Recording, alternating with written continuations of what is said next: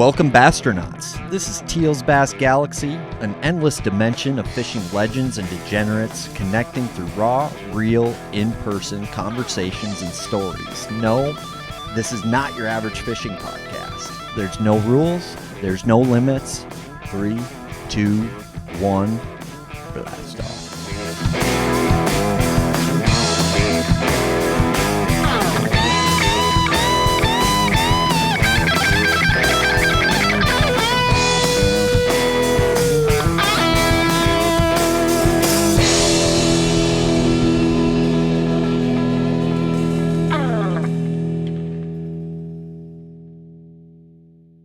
This podcast is intended for mature audiences. Viewer discretion is advised. And subscribe to our YouTube channel. It's been confirmed. Aliens from another planet have landed on Earth. Sources say there's been 2 confirmed landing points for these extraterrestrial beings. One being Japan, and also, unexpectedly, in Minnesota at Waypoint Angler Supply, a local tackle shop on Lake Minnetonka. With the ever-expanding universe, it's no surprise that there are other planets out there that also share our love for the sport of bass fishing. And to Earth's surprise, this latest visit came from extraterrestrial fishermen light years away and many innovations ahead when it comes to fishing equipment. Some hypothesize these beings came from the planet of Naboo, matching up with Mayan folklore dating back thousands of years with fishing equipment ahead of their time. It has been confirmed they left things never seen before by an Earth-born bass. Waypoint Angler Supply is the premier space station in the bass galaxy and has tackle that could previously only be found in Japan or the planet of Naboo. The Waypoint ship is full, but we don't know when the Bastronauts from Naboo will be back. So hurry in to Waypoint Angler Supply today and stock up on that Area 51 Planet of Naboo JDM good before your buddy is whooping that sweet ass of yours. Stop into their store on Lake Minnetonka or visit their website, waypointanglersupply.com. That's waypointanglersupply.com. Use the code GALAXY20 to save 20% on your next tackle binge. Aliens are real. Thank you. The Bass Galaxy is also supported by Vocelka Fishing and Customs, Supreme Lending, Dream Team, Lake Country Insurance Services, My Wedge Motor Support, Supreme Lure Company, just north of Memphis, Barbecue and Catering. Thank you. So yeah, dude, thanks for coming out. And you might not know how to fix the technical difficulties on our recording device there, but there is a lot that you do know. I mean, you've been through, what, 2 world wars? Well, I missed the wars, most of them. Actually, I was alive, I guess, in Vietnam, but I missed all the other wars. But, yeah, I've been, it's weird you say that. I never would have thought that I'd be the old guy when you talk about how I've done so much and done all this and been through that, and I still feel like I'm 18 years old, but I guess I'm not. Well, life's an attitude. That's a good way to feel. Yeah. Right? Yeah. No, I'm. As long as you're not doing like dumb 18-year-old things. Yeah. Right? No, I don't do anything too dumb. You're wise yet. Yeah. It's the stuff that just watching what's going on in our industry, and you were talking earlier about the bass boat things, and I've been kind of through from. I see those pictures of those old Rangers in the Bassmaster Classic, and I remember when I was a teenager, that's what the guys were using in the tournaments around home. Sure. It was like a dream, and now it's this stuff we have. It just evolved and evolved and evolved, and it's crazy. And to see the how things have changed, and I'd call it a relatively short time, 35, 40 years. Of how things have went from, I remember having a trolling motor that you could steer with your foot. I mean, if you had one of them, you really hit the big time. Most people had a hand-controlled trolling motor of some sort. Sure. On the front with some kind of a pipe on it to steer it, and Weird looking. A blinker switch thing out of a car to turn it on and off. I mean, they'd hit the big time, and now we've got stuff that drives you, holds you, GPS built in, brushless, run a week on a couple of batteries. Your accessories cost more than the whole setup probably did when you started. Yeah, I mean, the boats, yeah, for sure, the electronics alone were more than the boats cost. That's If crazy. you had a $6,000 or $8,000 boat, you'd hit the big time. Dang. So where did you get started with bass boats? I know you've been fishing a while and stuff, but like the bass boats thing, because you're the Phoenix Boats, regional rep now, and but you've been doing the bass boats for a long time. But you started, I think, rigging them, right? Well, only thing I ever wanted to do since I could hardly walk is fish. Same. And so I knew when I was 10 years old, I either wanted to fish or do something in a boat. And other kids, when they were 12 and 14 years old, they had pictures of Farrah Fawcett on the wall. I had bass boats. It's all I ever wanted. And I tell my son this all the time, and he thinks I'm old and goofy. But when I was 16 years old, I wanted a Suburban and a bass boat. And if I ever got those two things, I had reached the pinnacle. And so it started out like everyone else did. I had a John boat. Actually, I had worse than that. I had a little fiberglass tri-hull boat, 14-foot boat with a 15-horse motor on it, and it did have a bow mount hand trolling motor on it. Was it a Tuffy or It was a Shell Lake, actually, which a was Shell Lake? Lund boats. Actually, were made in Heard of it? Shell Lake, Wisconsin, Okay, originally in the 70s. sure. There's a pretty big family named Lund around Shell Lake to this day. They ended up selling out, and then it eventually ended up being the Lund boat that you know today. Sure. But it was a little 14-foot tri-hull, looked like a Tuffy, with a 15-horse motor on it.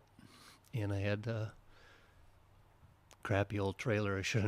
I wouldn't haul it anywhere today, but I hauled it all over the world. And I fished tournaments out of that when I first started, when I was 16. And then it got so waterlogged I wouldn't hardly get on plane anymore. The foam was all full of water. So I got I moved up. I got a 14-foot aluminum boat, Yeah. John boat, Okay. with the 15 on it. And didn't have the speed, so I got the big horsepower 25. Sure. And Was this the 70s?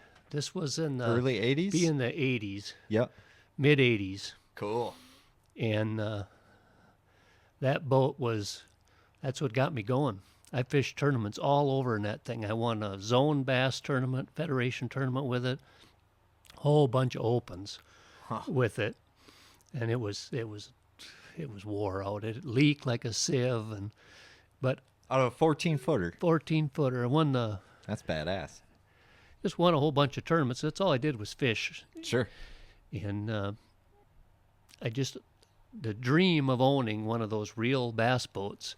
I'd see one, I'd just stand there with my eyes big, think, God, someday I'm going to have one. And it just was kind of a driving force behind me I want to have one of those boats someday. So I eventually, when I don't remember the exact year, but I was in college. I think I got my first boat deal. I worked for a boat dealership, and they got me a boat to use for a year. It was a Cajun. That was like a 90. Cajun. Yep, 91-ish probably. Cajun with a 150 on it. And, man, that was just like the best thing ever happened to me. And that was 91 or 2. Then I had another one, two or three of those Cajuns.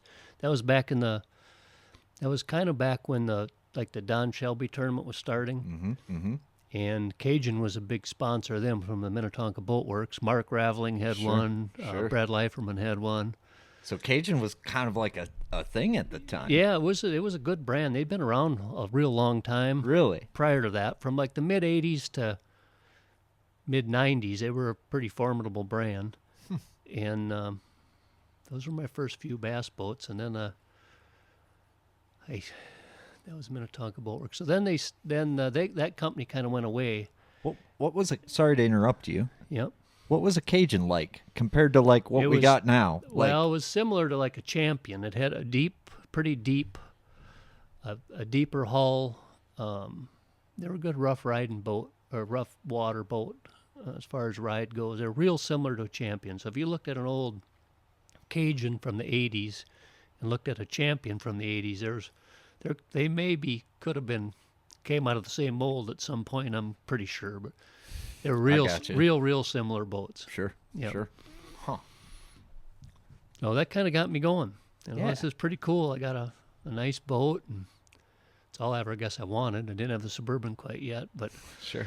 so that's all I got going on the bass boats, and it just. Did you work or did you just fish? Well, I fished a lot. I like and fished all through high school. I was a nerd, and college I was a nerd because all I did was I fished or hunted, but I fished primarily. And I actually paid my way through college fishing, money that I won in tournaments. That's all I wanted to do was fish, and I thought I wanted to be a professional fisherman. That was kind of when it was actually getting to be kind of realistic, talking about those. I remember sitting in that, and you were talking to Mark Raveling about it. I remember sitting in that, I think it was at the Boat Works or around there, in a big deal when Irwin Jacobs said, "I'm going to make somebody a millionaire fishing."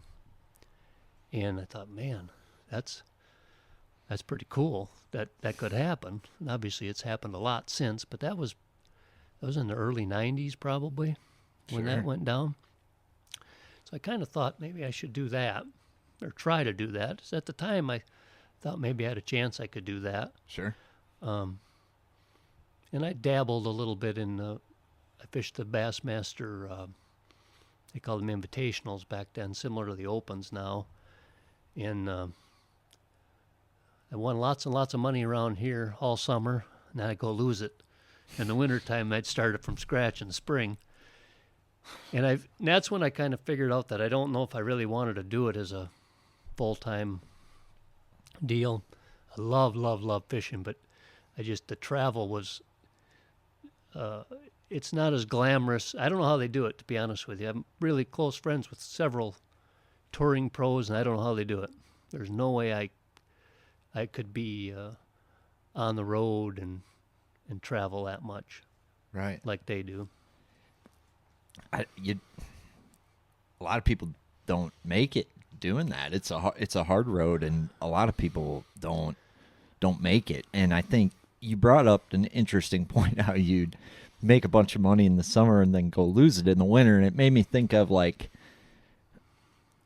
because there was such a local advantage back then. You're talking big reservoirs, and you're talking no electronics to break down water quickly, those types of things. Now, it seems still intimidating, yet we have all this fancy stuff to help us, break it down a lot quicker, Yeah, internet and electronics.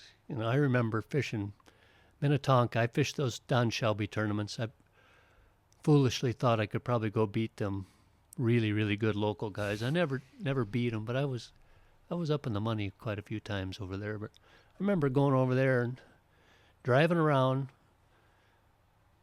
I worked for Capras. Okay, so I got out of college. I worked for Capras for a couple years before I went and did anything. So I was real good friends with those guys, and they were and probably will always be definitely the top several, maybe if not the best tournament fishing people around. Absolutely. And I know you can't say anything otherwise because you probably went through a little bit of initiation into that mob. Well, because, a little bit. I mean, bit. You don't. Yeah. I mean, well, they're. So you were in the mob. I guess I was in the mob a little bit. Mobster. I spent quite a bit of time with Ted, and I worked for Shore Lunch with him in the wintertime, and in the summertime I worked for the store. I had a really good deal because I lived with Dean. Yep. So I would work. I'd go Monday morning, and when I got done with all the work, I could leave and go fishing. Sure. So I would work usually Monday, Tuesday, and Wednesday, maybe Thursday. Yep. And then I'd go fishing for a few days, and that was a pretty good deal. But yeah, they were something else. Yeah, they put me through the ringer. It was when we were fishing those Silverados, and I won one time, and Ted gave me the third degree. Now, there's no man in the world that could get, if they wanted to send someone to these foreign countries to get the truth out of some people, man, that guy could get it out of you in no time. I remember that I won the tournament up at Gull Lake, the Silverado, and I went up there practicing. I had a friend that had won a federation tournament or something one time. He's actually my team partner I fish with now. He won one there a long, long time ago. And he told me about these these lily pads in this lake. He says they were just loaded with them in there. So back then, and maybe today, you go out in Gull, it was on Gull Lake, you go out in Gull Lake and you throw a jig worm. I hear now there's smallmouth and other good stuff in there. But back then, you went out there and you threw a jig worm or you skipped docks. It hasn't changed too much from that. So I did that for a day or two, practicing. And I thought, I got to go check out this lily pad deal. I went up in this stretch of lily pads, and it was just crawling with them, full of bass. I thought, man, if I can get in here, it's going to be crazy. I didn't say a word. I just, zip. I didn't stay with them, or I worked for them, but I didn't stay with them. We didn't share information. We didn't do anything. And I don't know if he had the binoculars out or what, but he, I'll never forget, he says, how you catching them in the lily pads? And it's like he had a drone or something. They hadn't even invented a drone then, following you around.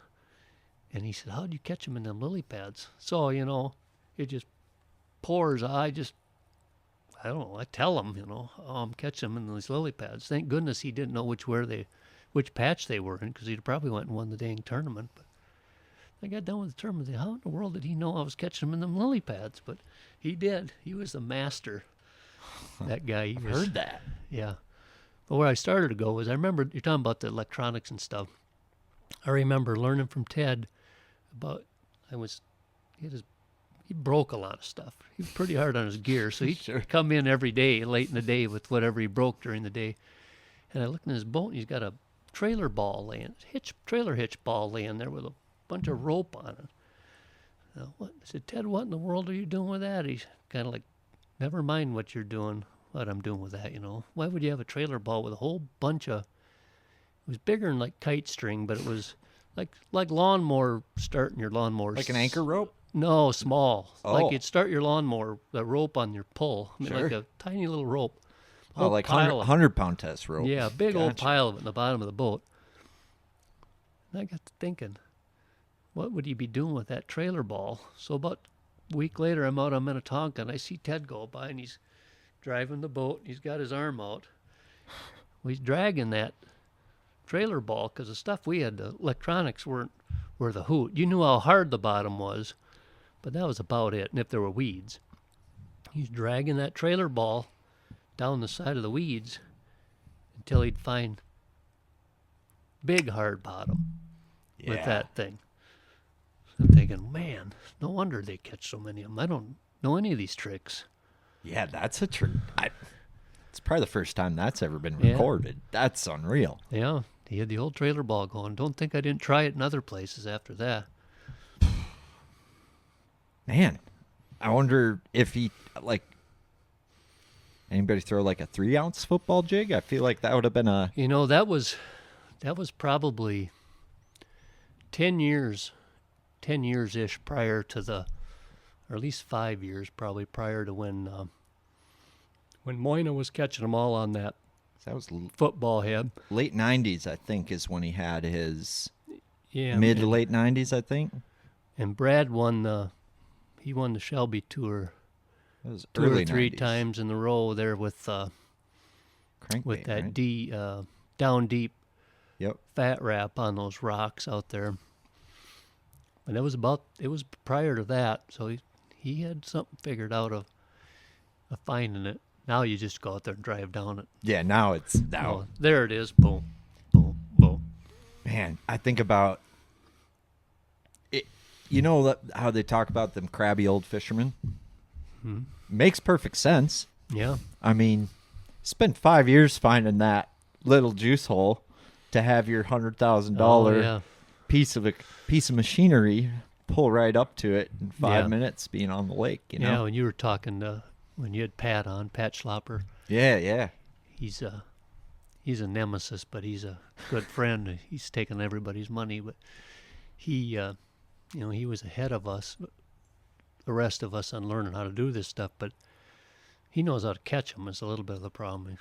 I see him fishing stuff that we fished 30 years ago because I accidentally snagged it with a crankbait or something, and there's some kind of piece of wood out there.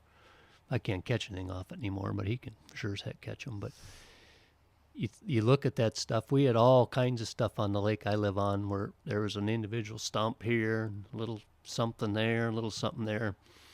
Yeah, take you 10 minutes to find it now, and we drug stuff all over out there, Carolina rigs and crankbaits, till we finally found it. And Sure. yeah, that's crazy.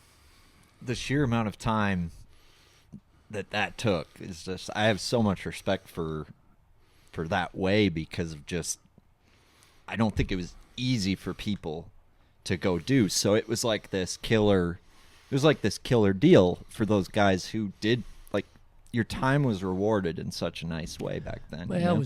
it was so much easier to win back then than it is now, Sure.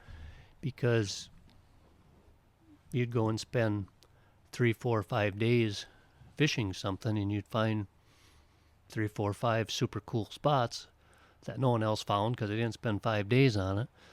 Now they can go out there in a day and find them. They can see them on their electronics.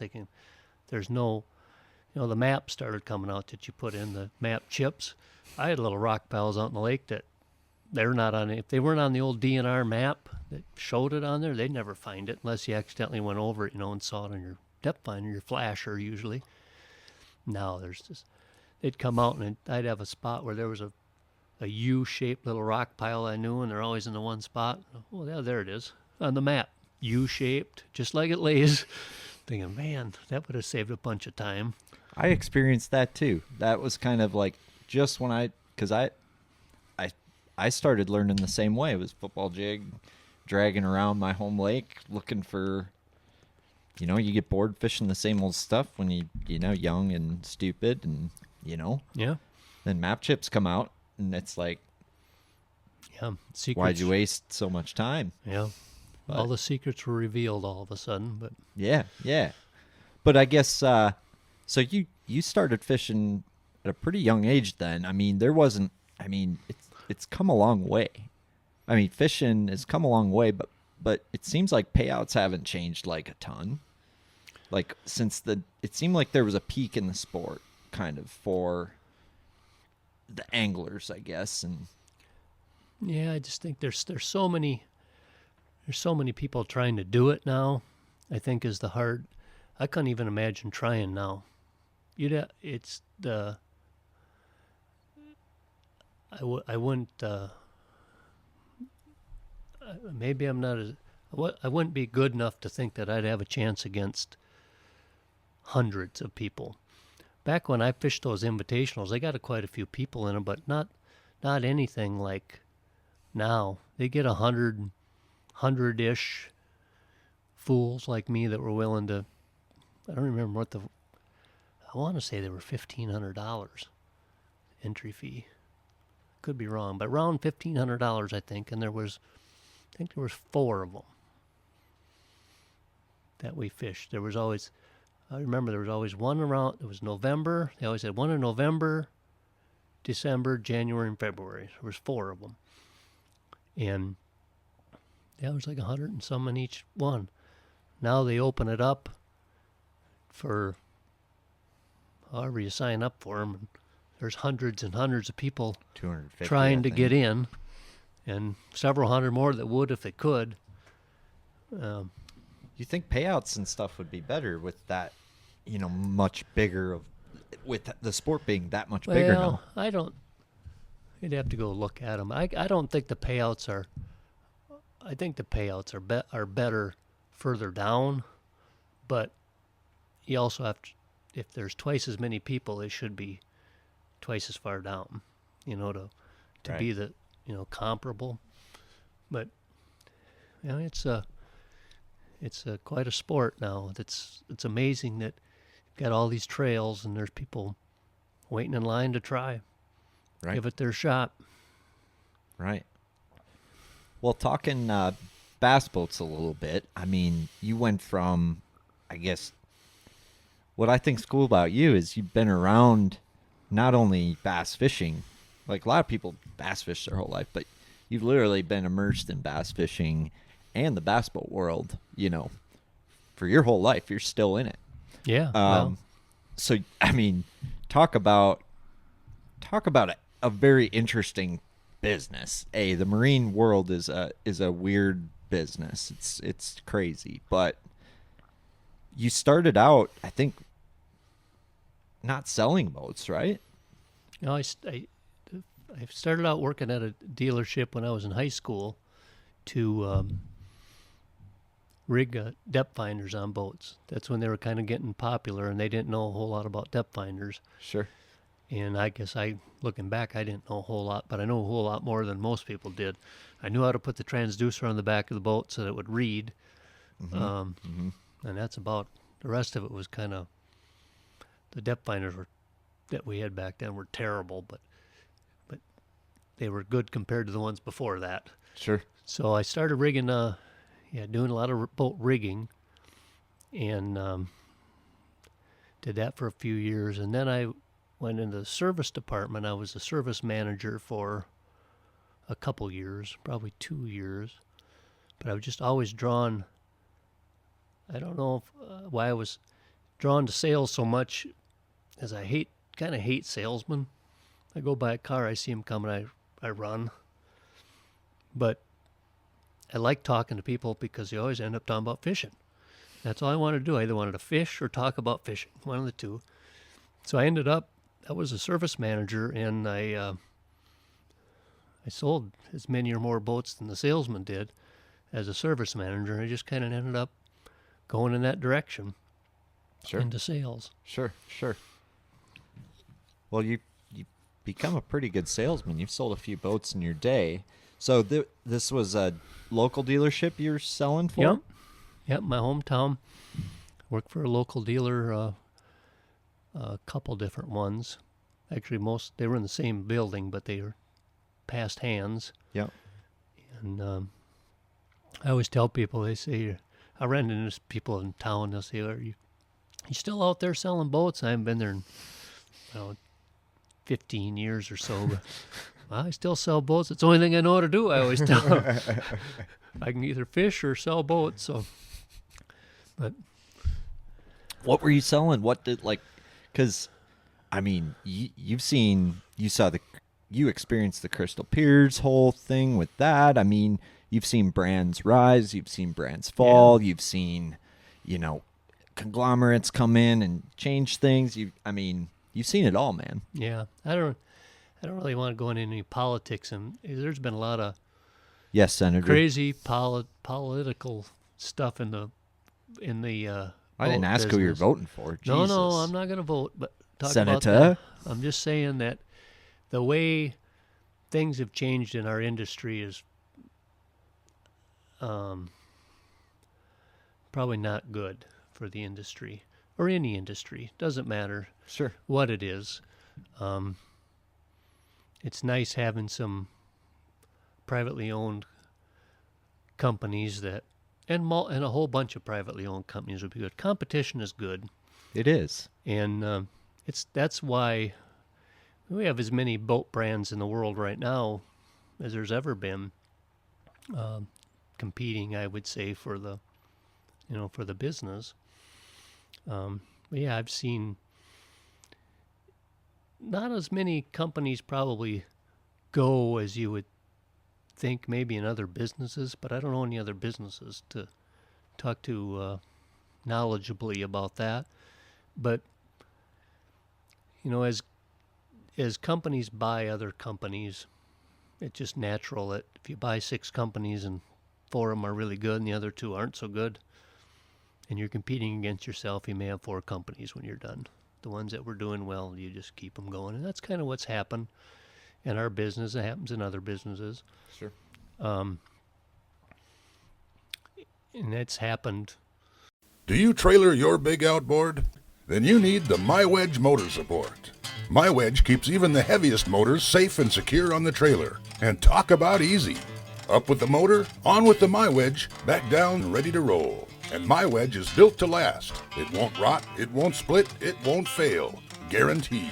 Pop on MyWedge centering clips for lateral stability and you're good to go. MyWedge, security in a snap.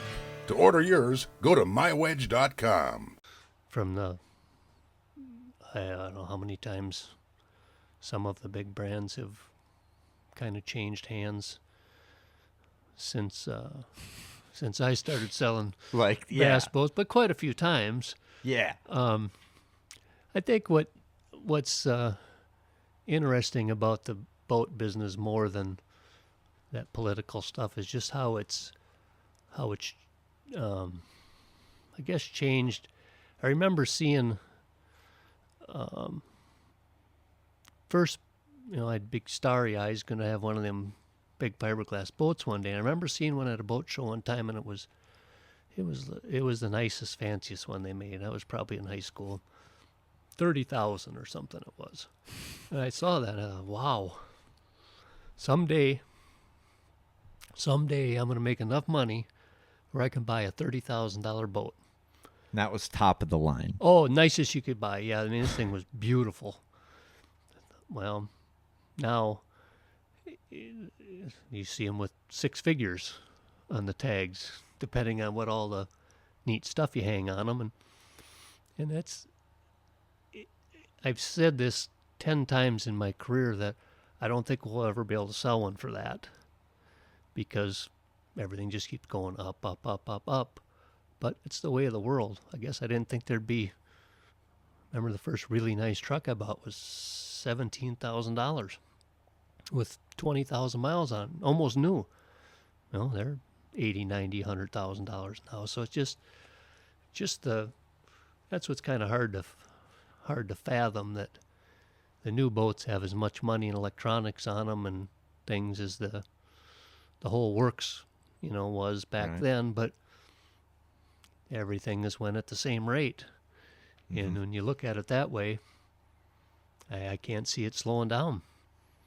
It's gone at the same rate, but it increased at a little bit more rapid rate, I would say, recently, right? Well, everything did. Yeah. Um, Don't go yeah. grocery shopping. Yeah. Jeez. I mean, everything's went up. When COVID hit, and we had a whole bunch of people with time on their hands, wondering what to do. And I think that some of it was pent up. People that hadn't bought something that were ready to, and they finally got I don't have to work or work less or whatever. I get a little more time on my hands. Now's the time. So I think we sold 3 or 4 or 5 years worth of boats in a 2.5 or 3 year period. Sure. When that all went down, just like cars, they sold 5 years worth of cars in 2 years. So it wasn't just boats. It was people had some free time. Interest rates were crazy low, so if they wanted to do something wild, they bought a camper, they bought a boat, side by side, ATVs, everything that you could do outside that was fun, sold at unbelievable record pace. And To me, though, that wasn't like the stimulus checks, though, because like No. everybody's like, "Oh, it's all that free money." I'm like, "You're telling me that $1,200 or No. whatever?" Like that's what got said to me. I think was like $1,200. I was like, "That is not going to make me change my life course with that kind of decision." Right. Yeah, I think it was more people didn't care anymore. They kind of had the what was that deal? The music Woodstock. Oh, It's the like they world's were- fucked. It's like they were going to Woodstock again, and people Yeah. kind of lost their minds for a little bit. Yeah, sure. And it, they had time on their hands. The economy was good. No one lost their job. There's still plenty of jobs yeah, out there. no one lost their job, and they could work at home a little bit here and there maybe, Right. and keep their good job. So all of a sudden they had time on their hands. They didn't lose their job. Got to have something to do. And I don't know if it affected us quite as much. These bass fishermen are crazy. They're going to buy a new boat every few years. I'm a self-admitted crackhead Oh, when it yeah. comes to bass fishing. Yeah, yeah. so, I mean, people are yep. going to give stuff up. They're not giving up their bass boat if they're as crazy about it as we are.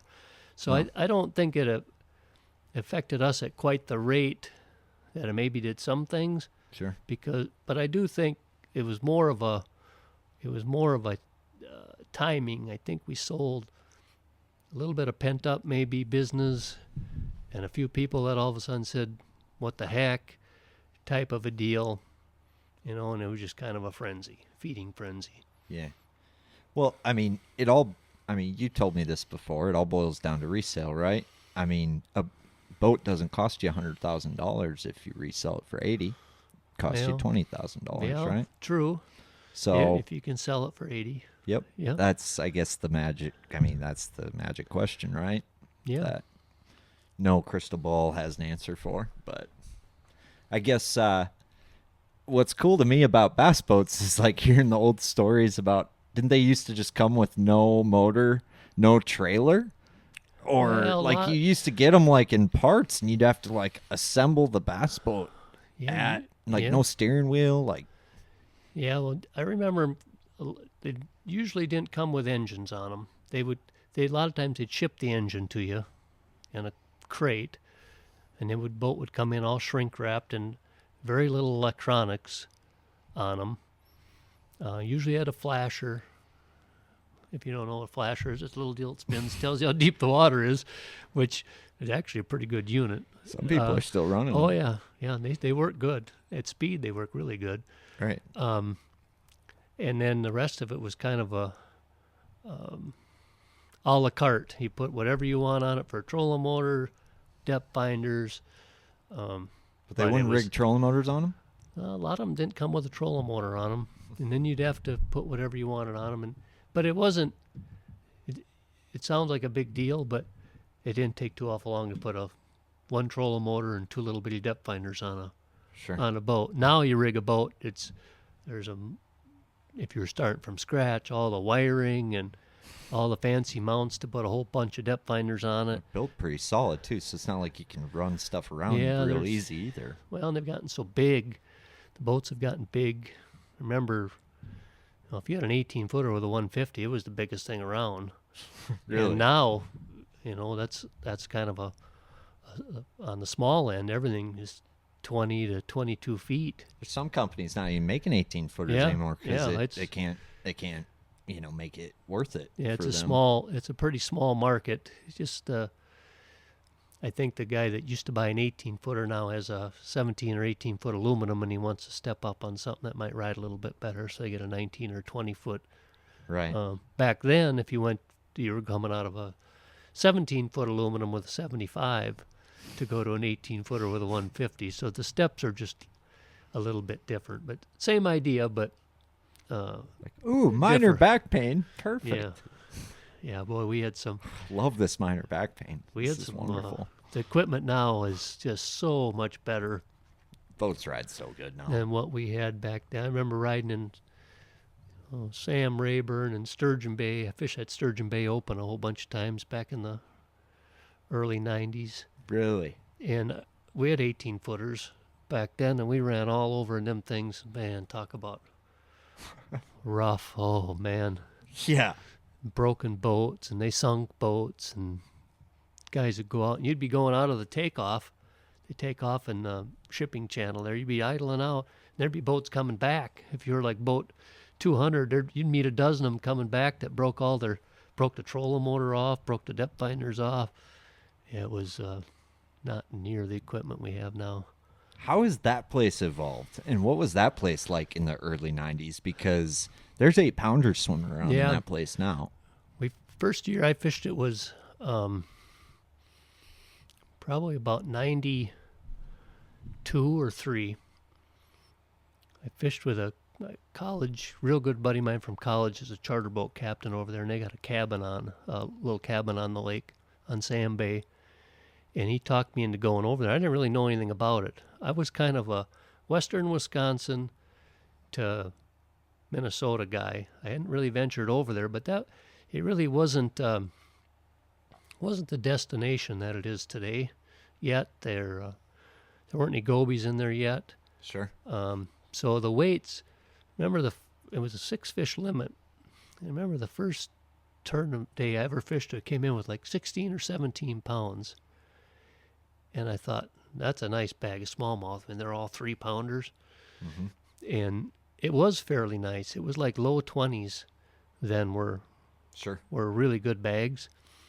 And then it went up for 6. Okay. So And almost a 4 pound, like high 3s. 4-pound average was really good. Yeah. Really, really good. Yep. The Canadians, there was a crew from Canada there, like 3 or 4 boats. They won. One of them won it virtually every year. Really? And the other ones were real close all the time. Think they were hair jigging? No one Oh, knew. I'm pretty sure they were. Yeah. I know they were. I might have went by their boat once. Looked. I got you. That's cool. So, and it went up like a half or a pound a year or two, like the money line. Okay. After 2 days. And then all of a sudden it went up like 2 pounds a year to just ridiculous. Really? Yeah. Once the gobies got in there? Yep. Crazy. When the gobies got in there, it just went wild. So the big fish, there were like, remember I caught a 5-something pounder, probably like the 3rd or 4th year I fished it. I weighed it, and they're taking pictures and stuff of it. Wasn't the big bass, but it was like 2nd or 3rd biggest bass of the day, Yeah, 5-something. Yep. It was a beauty. And 2 or 3 years later, I mean, you'd look in your bag, they just about throw you off the stage. You go, you got a 5-pounder. We're not going to weigh that. There's 6s, and then a few later there's 7s, and then there's been 8s. Right. But right. it's crazy. That's wild. Yeah.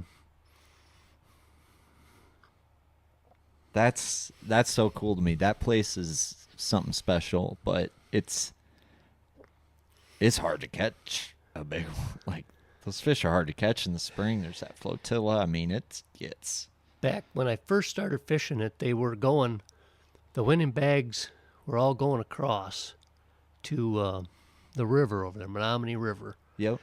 That was the place to go if you were going to win. Really. But you go across the bay Yeah. to the Green Bay side. Yep, all the way across. No, not the Green. You go across, not out to the big lake. Yeah, you go across the Green Bay over to the Menominee River, Michigan side of Yes. of that. Yeah. Or wait. Yep. Yeah. Yep. Yep. Got it. So there would be 10 to 15 boats that went over there, and they always were the biggest bags. So about 2 or 3 years of seeing that, I thought, I'm not going to let this happen anymore. So I got the brilliant idea. Got the Garmin handheld GPS. Yeah. Cool. You Yeah. hit the big X. This is the bridge in Sturgeon Bay. And it was daylight. It was daylight and clear and relatively nice out. So I figured if I'm going to go over there, I have to figure out how to run all the way across that bay. So Yeah. I followed the compass. Yep. That's that round thing, compass. Follow that. Went all the way across. And on flat ground, flat water, you could see the other side. But when it gets bumpy, you can't see it. So I went all the way over there and I fished and fished, during the day, almost all day. Idle out of the bay, I get out there and it's fog. I mean, I can't see 50 feet in the fog. And I'm sitting there, now what do I do? Long ways from home. Yep. So I either need to call a friend, which there were no cell phones. Right. So I have to figure that out. Or be a man and like the big boys would and run across this bay. It's pretty calm. It's not too rough out, but it's foggy. I mean, you can't see very far. Right. Then I got to thinking, there's ships that are out there and big boats, maybe. Yep. It's probably the dumbest thing I've ever done in my life. So I took the old handheld, said it was my destination was that way. I put it up on plane. I followed that arrow across there, with the squint you've never had watching for a ship or something. And when that thing said I was like 0.2 of a mile or whatever from what I had saved, I shut the boat down. Still haven't seen nothing but fog, basically. And I start idling, and there it is, the bridge that I had idled under and saved as my spot. Wow. I never went back. Did your compass work, like, during the fog? Yeah. Okay. Well, that old stuff was way better than the new No, stuff. this was the GPS. Hear I me did out. GPS. It's so crazy you say that because I had almost the same thing happen to me on Sturgeon Bay. Yeah. Yeah, except I was up north by Sister Islands. We put in by Egg Harbor. Yep. Ran up. Dane and I each had our boats. And, we fished till close to dark. But it was getting to be dark, and all of a sudden, we roll around the point, and it's pure fog. And it happens. Boom. Boom! From All of a none sudden, to pea soup. he's right there. I can't see him anymore. Yeah. I can hear him, but I can't see him. And we kind of find each other, and we're like, okay, we'll take it easy back. But our GPS, dude, like we had the 0.1 compass on it. It started spinning. Oh, Can you imagine being on the Great Lakes and having your compass start spinning? yeah, that's not good. It was like the worst nightmare I'd You ever had too experienced. new of equipment. You should have had that handheld That's I what I'm had that was saying, 30 years dude. old. That's what I'm saying. The arrow on it was so big you wouldn't know if it really turned. And I just followed that all the way across there. Dude, I had chills. Like we should have died. Like I get on plane and I was like, just would get scared because it's foggy, And right? stop. And then I'd stop, and then I could hear Dane like, Oh, yeah. and then I'm like, dude, this is not like. It was such a scary experience, and it was like the compass would take us like out towards the lake, and it was like I was constantly. I felt like I was driving in a circle. Well, that's what you do when you get in the fog. But my trails allowed me to see that I drove in a circle. Yeah. Oh, yeah. And eventually, like, we made it to the harbor somehow, some way. And it was,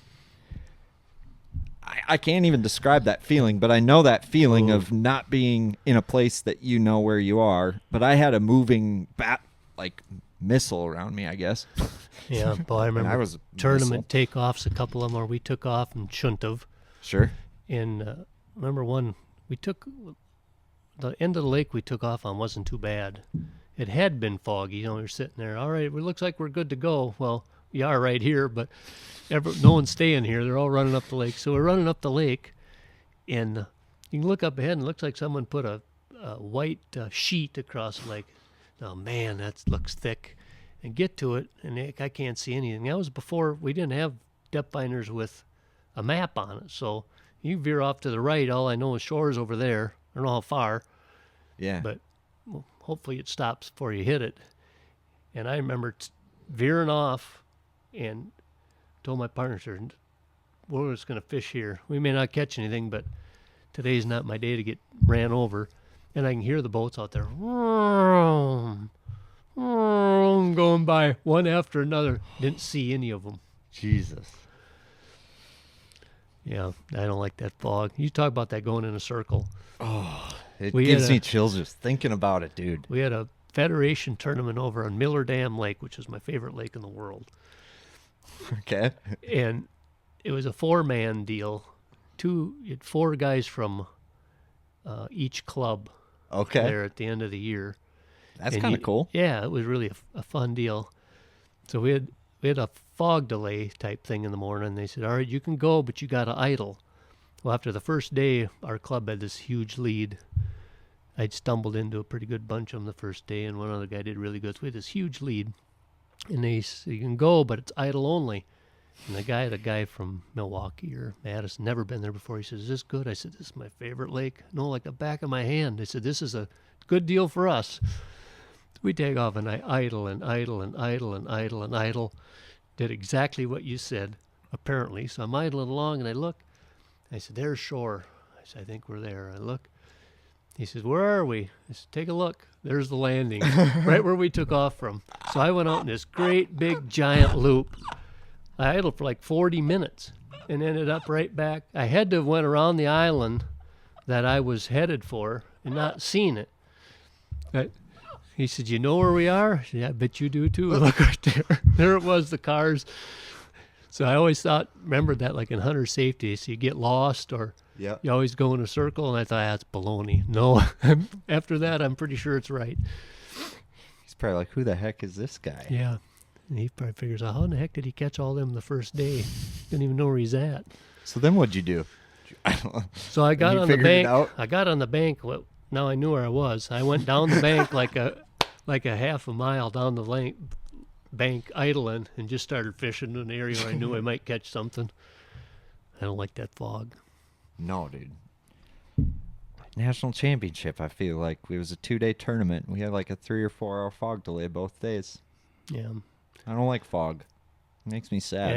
And on a big reservoir like that, you're really, really in trouble if you have that long of a delay, because you could be running an hour somewhere. That was one our problem. direction, so you got a 3 or 4 hour fog delay, and you're running for 2 hours. You got no time left to fish. Herring Lake, they definitely bite in the morning too. Yeah, they were biting when you were sitting there in the fog. I felt it every day. Yeah. Just I could feel the fog would lift, and I could feel all the bites lifting from our souls. The bite ended right when Yep. the fog ended. Yep, It could be. that's what it felt like anyway. But I believe that. it's crazy. So fishing, like, yeah, electronics, yeah, they've come a long way, but like bass fishing techniques, I mean, yeah, I got everybody. I mean, you talk about how many bass boat brands there are, but then tell me how many lure brands there are now. Like, holy smokes. Yeah. What was the deal for, like, what was your deal when you were coming up, having a lot of success in tournaments? Like, it seems like everybody I've talked to who's really had some dominance, a level of dominance, has had a tool in their hand that they have a lot of confidence in, right? That was maybe ahead of something, or they were ahead in a way, shape, or form, I guess. And I know you spent a lot of time on the water, and you probably felt some of that. Yeah, I've never been a real trendsetter on anything. Like we were talking earlier, I'm like a few years behind everybody. Sure. But I kind of found early on when I first started fishing, if I used something that I thought I was going to catch them on, that's what I should be using. So I've always used a jig, and I still use it a lot. I probably half the fish I catch in a year I catch on a jig. A lot nicer than what we had back then. Way better hook, better rods, better line, but similar idea, some kind of a crawfish on the back. The only thing I may have been a little bit ahead of some people around home on at one point is we've got 2 or 3 lakes that are real dirty water. Lake I live on the Chautauqua chain, the one that I used to dominate until Pat showed up, and now he's impossible to beat. But I've done real well out there for a lot of years. But back years ago, I used to catch tons of them on a crankbait on that lake and 2 or 3 other dirty water lakes. 20 years ago, a lot less people fished offshore, and I'm a small fraction of an offshore fisherman to what a lot of these guys are now with the electronics and things. But we did a lot of that back when not very many people did it. Sure. And it seemed like the fish were maybe not as smart, or I don't know. I think what happens is these places that we used to have little humps and points and things where 20 or 30 of them would get gathered up. Now they get fished 25 times a month because people can find them so easy, and there's 20 fish there and 10 guys catch one. Well, half of them got caught and the other half aren't too dumb, and they're not going to bite. So I think that bite kind of went away, but there was a time when I think that crankbait was I loved, and I still do. Actually, 2 of the best tournaments I had this year, I caught them on a crankbait. It's one of my favorites ways to fish. Bite. And so that Miller Dam flowage I was talking about, that's a shallow, dirty lake with a channel that runs through it, and we had a really good run there for probably about 10 years. Won almost every tournament we fished on it out in that river channel. Sure. It's a shallow lake with deep bends and turns and things in it, and they'd get out on those turns. And we didn't have the electronics. We had a handheld GPS, but we'd fish around out there enough to know if we were lined up with that tree there, and the GPSs were relatively close, and with the depth finder we could find what we were doing, and you could pull up on them turns and points and things and catch doubles fairly often, but 6, 8, 10 fish in one spot. You'd have 6 or 8 of those spots. You'd catch lots and lots of them doing that. So that You know, and some stuff I was behind. I went over to fish in Minnesota when the Silverados and that stuff started, and I've never seen a jig worm. We threw a worm at home. It was Texas rig culprit, or that was in power worms. We're just kind of starting, but we threw a culprit worm or a gill raker was the other one I really liked. A gill raker worm. Never Looked heard just of it. like, it was a ribbon tail worm, similar to, looked like a power worm, but didn't stink. Sure. You know, no smell to it. So I was kind of behind that. I went over to Minnesota, and what are these guys doing out here with spinning rods, throwing these worms all over? So I was up in the lily pads. I thought that's where all the bass lived, Sure. and I learned a lot from those guys. Sure. Brought that home. It worked over there too, pretty good for quite a while. Sure. I love a jig worm. It still works. And Yeah. now you got this Ned rig deal or whatever, which is basically a small jig worm. But crankbait, to me, what were some things you learned about a crankbait early on? That because it's, I know Wisconsin has a little bit more wood or maybe less grass depending on what lake you go to, but a crankbait I think is still kind of an underthrown Yeah, it is. bait up here. Yeah, it is for sure. I guess what were some tricks you learned with that? Well, the hard part about throwing the crankbait, and there's only one guy I know in the world that can catch the daylights out of him in the weeds, and that was Mark Raveling. He had that deal figured out. Yeah. I'd get so frustrated and didn't have he had it down, dialed down. No one else could do it. He'd tell him what he was doing. He had Right. it figured out so good. I did great on grass lakes throwing a crankbait ever. Sure. And a little bit of the issue around home, if we have a lake with that got a lot of weeds in it, it was full of northerns. And I got sick of catching those northerns, but I only really did it on the dirty water lakes, and they like to be either on, I like sand drops, like the stuff they fish on the Mississippi, but they don't move. Big sand points with drops on them, or drop-offs are a key always with the crankbait. It seems like and I'm nothing like some of those experts are, but it got pretty good at where, you get the crankbait hitting the bottom, and as soon as it would quit hitting the bottom, they'd stop it, kind of give it a jerk, and whammo, if you were on that, when they were laying right on that drop-off. Oh, Yeah, I don't know if come they're up and- I Yeah. don't know if that thing would stop and it would float up and it would get their attention, or banging off the wood, which everyone knows when you throw a crankbait, you bang it off the wood, you stop reeling, it floats up and they hit it. yep. And just got pretty good at that. And I kind of did a lot of reading about setup rods. Sure. That Miller Dam Lake that I was talking about, we were catching them. Caught a lot of them shallow. There was a fellow that lived over there. It was a really, really good fisherman everywhere, but you couldn't beat him there for a couple of years. And he was out there, and I didn't invent this river channel fishing thing. He did. And he beat everybody bad for 2 or 3 years. And that's where I kind of got the idea. I said, well, there's 10 miles of river. He's fishing in 2 or 3 spots. There's got to be something else, somewhere else in there that's got all these 4-pounders. So I went over there, and I idled around, took a marker buoy. That's that thing that floats, You probably don't know what that is. And I marked these spots where these corners and points and things were in the channel. And my fishing partner was really, really probably better at it than I was at doing that stuff. He threw a jig, but we'd find these key spots on those turns and points where this wood was, but I lost so many baits and I lost so many fish. I didn't have I took a jig rod, way too stiff, graphite rod, and went over there. And the first year we did it, we won the tournament, but I ran out of the crankbait that I preferred. I tell you what it is, because you can't get them. It's an old wooden fat wrap. And I ran out of baits, and I lost. If I'd have caught every fish I hooked, and wouldn't have even been close, I couldn't land them with that stiff rod and Sure. bad hooks and stuff. So I did some reading, and that's when David Fritz was winning everything throwing a crankbait. So I read everything about what he did. So I went and got a couple fiberglass rods. Yep. I got a lure retriever, Dealy slid you, down the line. You still got it. Oh yeah, I still got it. That Call it thing's what, the Bulldog or something? the one I used one on a Hey guys, Gaff here with Waypoint Angler Supply.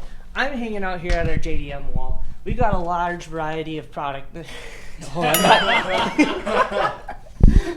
Hey guys, Gaff here with Waypoint Angler Supply. I'm just out here hanging out at our JDM wall with my buddy Teal, and we're going over some JDM product. We've got ourselves some Fish Arrow, some Duo Realis, Depths, and G-Crack, all for you. But it's not just the tackle that we've got. We've got ourselves some reels, some rods, all from Japan, some BFS stuff, all the good stuff that you're looking for from Japan that you can't find anywhere else. So swing on into Waypoint Angler Supply and get yourself stocked up. We'll see you here at Waypoint Angler Supply. .com? .com. Use the code GALAXY20 to save 20% on your next tackle binge. pole now quite a bit, but the one I'd have one that's called a hound dog, I think they call it, and it hooks That's what onto it your was. line. I got some braided line on. You run it down there and you knock it a couple times, and you save almost every one of them. Yeah. So Works pretty good. I've refined my system. I got a rod now. I should be able to hook more of them, get my baits back so I don't run out of baits. And boy, it was fun for about 10 years. Sure. That no one was doing it out there like that with that crankbait, and they never seen one, Yep. and it was just crazy. It worked on several lakes, but 2 or 3 of the lakes over that direction that had that shallow flowage water, yellow, brown water, tea Tannic colored. kinda. Yep. It was the deal. Sure. It was like cheating. It was just crazy how good that worked. That sounds wonderful. Yeah. That and flipping. I Sure. think we were my fishing partner had the first flipping stick I ever saw. It was new. They were out in California. They were flipping in the toolies with them. And we had all these willow trees and down trees that Yep. were just full of bass in this dirty, in the dirty, shallow water. Yep. And we kind of had the run of the mill on that because no one else had any equipment that could land them.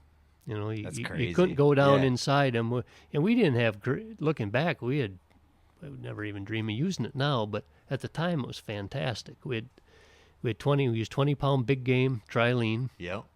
There was no braid. And we had some not so good jigs. The hooks weren't very good. And you get them, the hooks were so bad you get hung in the tree and you could straighten them out with 20-pound big game. So they weren't real good Yeah. hooks. But it was better than what most had, and there were so many fish in there you didn't have to land them all.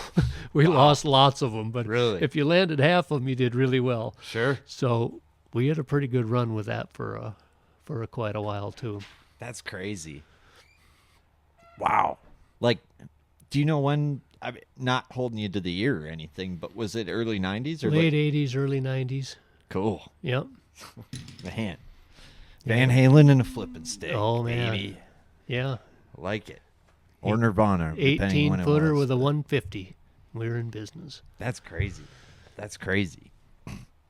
Well, talking a little bit about, obviously, I think it's interesting, like looking at like cars, right? If you talk to anybody about cars, they would say cars were built the best in the 50s, or built, with the most stuff. And I almost feel like boats are not that way. I feel like they're built better than they ever have been. Oh, yeah. I guess talk to me about the change in like how these boats are built. I mean, I know like used to be a lot of balsa core that would rot. Lots of different ways that have kind of come and gone in the ways boats are built. And I think mostly it's interesting because a lot of people don't know a lot about that. And it's not a heavily talked about subject of matter. Yeah. Well, the issue with fiberglass boats have always been the misconception that people have, and it used to be true. Like my old Shell Lake boat I had, that thing, when it was new, probably weighed 400 pounds. When I quit using it, it weighed 1,000 pounds Sure. because the foam they used wasn't foam that didn't absorb water.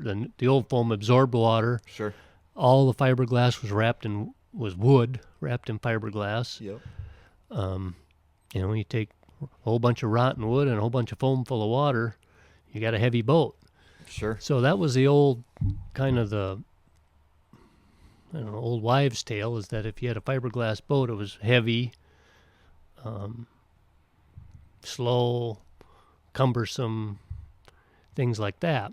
Well, if you eliminate those things, you eliminate foam that can absorb water, and you eliminate all the wood that rotted in the boat with a different kind of material. Every brand uses something similar. I call it fiberglass plywood. It kind of looks like plywood, but it's fiberglass, so it doesn't absorb water. It'll never rot. And the foam that we all use now doesn't absorb water, so it won't get heavier and heavier and heavier like in the old days. So, you eliminate that, and everything's improved. The fiberglass they use, all of the fittings and fixtures and stuff that we use with stainless steel. I mean, everybody is using good stuff compared to what, 20, 30 years ago. You don't even hear about a transom breaking, falling off anymore. 20 years ago, the transom would get rotten, you'd go out in rough water and your motor would fall off. It'd break off. Well, there's nothing left. It was all rotted. Now, everything is so strong and fiberglass based that the life of them is, I don't know if they'll last forever, but, you see a lot of boats from the 90s that had wooden transoms in them that are no good. Right. Now, Right. 30 years. This stuff that everybody's using now it's just so much better. It's lighter, stronger, safer. Yep. We talk about going out in that rough water in 18-foot boats. We ran all over horrible waves, like in Lake Erie and Sturgeon Bay, all over an 18-foot boat. With probably cable-driven steering. Cable steering. Jesus. No hot foot. Yeah, dual cable steering. Remember, no hot foot. Cable steering. Remember, Jesus. if it was flat calm, you could put your knee over the throttle to hold it down because you were running it wide open, the old 150, and then you could put the death grip on the wheel to drive, and then you could take brakes. You could take one hand off and hold it for a while till that arm burned so bad, and then you'd switch hands if you were going on a real long run. Yeah. Now you just let go of shouldn't, but I mean, the motor can't turn on its own. Right. No feedback in the steering. No. Yeah, and the hot foot and all that. Yeah, it's just a lot of this. So many of the improvements have been safety. People look at boats and they think, the only reason they're coming out with that is to make more money on them. But the truth is the stuff that we've really added to the boats, and we're driven by what customers want. Customers want bigger storage, bigger this, bigger that, all these depth finders and things. So we have to design, and all the companies do it. You have to design a boat that now will accept all that. It's got to be, they're primarily big boats. They're 20 plus foot. You got to have room in the back for a whole bunch of batteries to run all your electronics. Yep. Got to have a great big gas tank. Now we got big motors. We're running big water. So you need to build a boat that'll hold all of that stuff. And that's what's changed. You take a 15-year-old boat and try to put 5 batteries in it. You can't put it in there. There's nowhere for 5 batteries because you didn't need 5 batteries. Your little depth finders didn't draw much. Right, 12 or 24 volt trolling motor. Yeah, if you had 3 batteries, you had a 24 volt trolling motor. You're doing pretty good. Right. You could now, fish 6 of the 8 hours. Yeah, or maybe. Now, now a lot of guys are running 5 batteries, and it's equipment. And that's what's people don't realize is driven the price of stuff up too. Sure. They look at a boat now that's $80,000, and 5 years ago it was $60,000. Well, 5 years ago it had if you had a 10 or 12-inch depth finder, you really had something. Live hadn't been dreamt of yet. Mm-hmm. Side imaging was out, but they were primarily 10 or 12-inch units, and you had one. Yep, a lot of that One on the 898 dash. Humminbird Oh, yeah. 898 was a beautiful unit back then. It was. I had one. Yeah, it was great. It was state of the art. Damage in that thing. And then you had, now got 2 big units on the dash, Power poles were just kind of starting out now. So if you add all that stuff up that we've added that the customers want, that's driven, $4,000 and $5,000 trolling motors. They were $750 for the best one you could buy 10 years ago. Right. So, right. Engines have gotten to be so much better and more reliable. Remember, trailers, steel manufacturing. I tell Yeah. you what. Yeah, I mean, everything adds up, but some of it has been. I mean, we all want the best equipment. Yeah. You want the best gear that you can afford, and you probably want more than you can afford. Usually, I do. Right. And that's why we have $80 to $100,000 boats nowadays. Yeah. But you keep hearing, I mean, the thing we heard from like during COVID was like, well, cost of materials keeps going up, right? I mean, on a boat, you've got cost of labor, cost of fiberglass, cost of resin, and all of that. I guess how much, obviously you guys are subject to everything else on the boat, every other company that's got new pricing for you. But as far as like the boat itself, I guess there's a lot of challenges with that, no? Or Well, and that's a little bit of the issue we ran into during COVID. It was hard. We can't build the boat if we can't get bilge pumps. There's hundreds of parts in the boat. that's what, yeah. Switches, gauges, controls. We can't ship a boat out if it doesn't have shift and throttle cables. Right. So all of a sudden you can't get those. What do you do? Right. And yeah, there's lots and lots of parts in a boat that we're subject to, and everyone was. If you can't get them, you can't get them. But in the pricing, everything went up.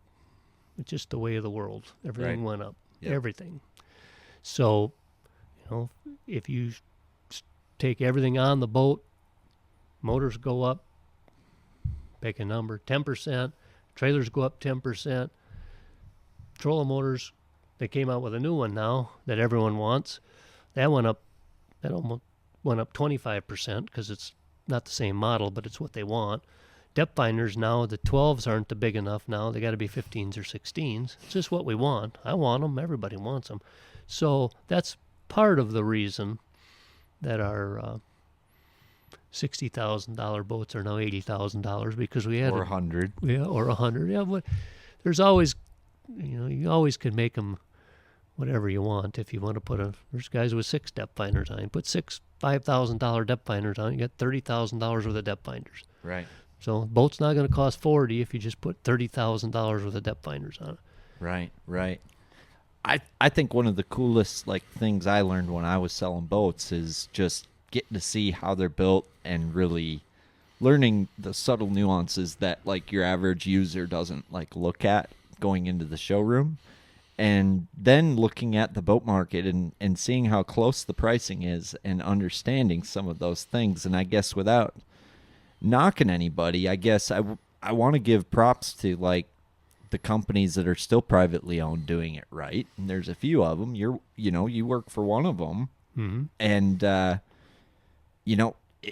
it fascinates me, learning about the chopper gun thing, learning about the different types of materials and just all that goes into building a boat the right way. And there's certain companies that seem to really take pride in the materials side of things and really not cutting a lot of corners, so to speak, because it's a game of mousetrap, and there's a lot of ways to make your mousetrap look real good.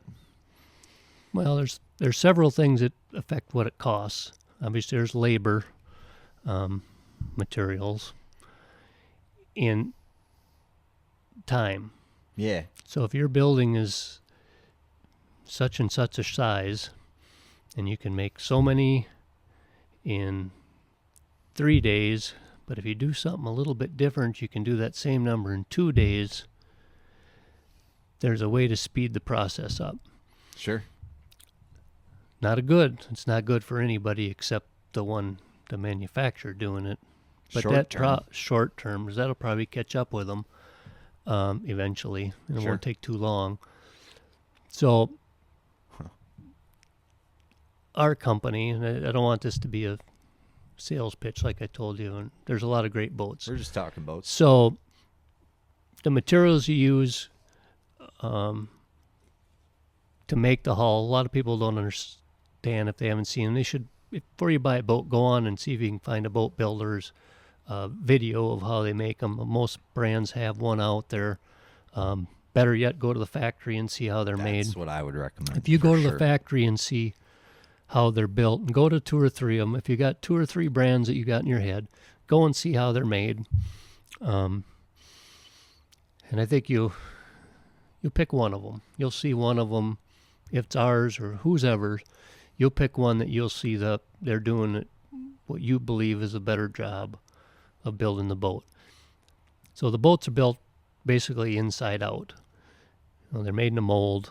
So the outside is the first thing, and it builds on as you go in. That's one of the craziest things I learned. Hard part about it, and it's really an art of how it's done. The molds all have paint lines in them that you can see. They paint the mold first, right? Yep. So they'll go. We've got tapers, and they'll mask off whatever they're not going to paint a certain color, and then they'll remove that and remove that pin and that pin and that pin, and to build it from the outside in, so to speak, when you have a whole bunch of different colors. So they'll go in the mold upside down, mind you, and they'll put tape, masking tape, where the pinstripes go. So say you're going to, just to make this real easy to understand, you're going to paint a black boat with blue pinstripes. That's only 2 colors on it. Now, a lot of the boats have all kinds of colors, pinstripes, various color schemes on there. So they might have 5, 6, 7 different colors. But to make this easy to understand, you're going to have a black boat with blue pinstripes. So they'll tape those pinstripes with masking tape.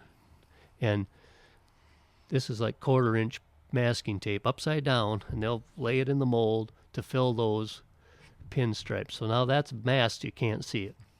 So they'd paint the boat black. Done with that, so the black's already in there. They'd peel the pinstripes out, then they'd paint blue so that would show up. Sure. Go in the other direction. So, and then they build it from there with layers of glass, put the stringers in. You can get as complicated or as easy as you want about this, but you build it basically 2 halves of a boat. Yep. And then they get put together. Top and the bottom. Top. Yep. You'll have a hull with the stringer system in it. Then you'll have the top cap that's opposite. And the best way to describe it is like a shoebox type of fit. Some companies call it a shoebox, but it goes in and the 2 halves go over each other. They're fastened some way, glued and screwed most of the time. There's a bonding agent that they use that you can't pull them apart. Yep. Where they bond the 2 halves together, and then they put the compartments in and carpet it and all that as they go. But kind of got off track. But the difference is of how they're built is what they use, and there's various different kinds of fiberglass cloth, so to speak. Yeah. That are available to make anything out of fiberglass, but and you always hear about hand laid hull. Well, most bass boats are primarily hand laid, and what that means is you'll have rolls of fiberglass material of some sort. There's a product called woven, which is, I call it, look like the old long johns. It is literally woven together. I know you had to stop at a few dealers on the way here. Did you bring any of the secret sauce? I have some in my bag. Okay. Well, I don't have to pee yet, but we'll have to. We'll look at that when we and that's kind of a neat deal. So when we talk about time, the material you use tells you how long it's going to take to make the boat. So and how good you want it to be when you're done is the other factor of how it's kind of like paint. Old guy once told me, he said, "Don't buy that fast dry paint. Buy the stuff that takes longer." I believed him. Longer stuff takes to cure, seems like it's better. So the material we use is a knit fiberglass for the whole bottom of the boat. And the disadvantage to that is it's expensive, and it takes longer to cure. Sure. the advantage to it is it's much stronger, and there's no much less margin for error. Sure. You've heard chopper guns. You threw out the chopper gun word. Yeah. Chopper gun is what almost every boat was made out of Right. years ago. What a chopper gun is it's a gun-looking deal like you'd use to look similar to what a car painter uses. Yeah. But it shoots out little bitty pieces of fiberglass. It chops it into pieces, and it flies out of there, and it's almost like a cotton candy machine. It shoots it against whatever you're shooting at. So if you're doing a boat hull, it's what they used to make them, and some companies still use it extensively. Ugh. And you layer it in there, and it actually makes a decent product if you could eliminate the human error. So if you and I are going to lunch, and I'm running the old chopper gun, you say, "Hey, Steve, you want to go to lunch?" And I go like this and say, "Yeah, what time you going?" Now all of a sudden I got 6 inches of chopped fiberglass over here, and I don't remember how much I got over here. So it's kind of inconsistent. For sure. If it's the same thickness everywhere you put it, other than it's nasty to be around. It's like a staple gun, like you shoot a guy with the Well, if you've ever worked on a especially an old fiberglass boat, and you put in a new depth finder on it, you got to run a transducer wire from the helm to the back, and you reach your arm up in there, and your hand comes back, and it's full of fiber cuts. Yeah. That's probably what it was from. Right. Because you got a whole bunch of little needles hanging out of it when you're done. It is not a horrible. The industry has done a job of saying that it's terrible, and you certainly wouldn't want to make a hull out of it. Right. The whole hull is just too inconsistent. But and we do use it a little bit. We use it underneath the deck of the boat. So when the boat's upside down, up underneath that front, like the front platform, we put some in. It's added. Yep. Added. It's filler. Yeah, but it is a good. If it's consistent and it's over something that's good, it's not too bad of a product. But it's antiquated. Yeah. But it does work good in those type of situations. But you wouldn't want a boat made out of it completely. Right. So basically, I mean, so there's a lot of companies that, fill a lot of their product with a chopper gun. Yeah. Yeah. Yeah, a lot of companies will lay in a product similar to what we use, probably woven, but most likely not knit, but some might. And Yeah. I don't know who does what. I've always been a. Well, we could probably guess what Johnny Morris does. I can say that. You as a senator, I said that. I always, an old guy told me a long time ago, he said, you need to worry about you and not what everyone else is doing. Yeah. So I always worry about me. I know what we do works good. We get a good product out of it. But I know, having been through and done this a long time, I've been through a lot of these factories, and I know a lot of them use it used it quite extensively back then, but that's 10 to 15-year-old, 20-year-old news coming out of me on that deal. Well, I haven't toured too many companies, but I know for a fact, like, you don't see a lot of chopper gun in a Phoenix or a Vexus, for example. Like, those would be two that I know for a fact that are using that higher grade fiberglass material and not filling it with chop. Yeah. So going back to that knit. Yeah. The issue with it is it's very expensive, and it's longer to cure. So it's a little thicker than what the lot of people use. So if it's thicker, it absorbs so they'll lay it out. Comes in a roll. It's like rolling out carpet, basically. They roll it out into the mold of the boat. Then they put the resin in and they roll it all in with a roller, and that's where the word hand-laid came from. They roll that all in, so you want to get all the air out. So if you use a product that's got a lot of places for air to hide, that's bad, because that's where you get call them air voids. You'll have a blister or a spot for a crack to air start. Pocket. Air pocket. Years ago, you see them all the time. You'd see a boat with look like a little crater in the side of it, or a crater in a spot, and that had an air pocket in there that it was just air. You'd see them very once in a while still, but I mean, not probably. Not too often. No. Everybody's using good stuff now. If they weren't making good products, they wouldn't be they wouldn't have survived 2008. So there's a lot of, they're making good stuff. So they put that mat in there, and then they put the resin in. They roll it out with a roller, and then the boat stays in. That's got a cure. So the secret of everything is letting it cure completely.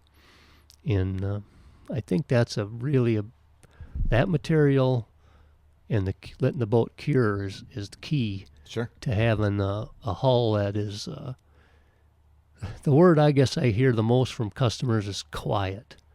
Yeah. You hit a big wave, and you've been doing this long enough. If you saw a big wave coming, you got ready because you're about to get it. You're going to have a sore back, and you grit your teeth, and it's just a bang, a bone-jarring hit.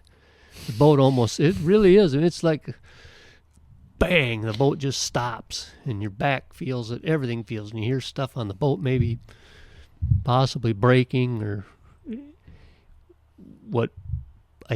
the biggest thing I can tell in our boat is when you hit a wave like that, you don't get that.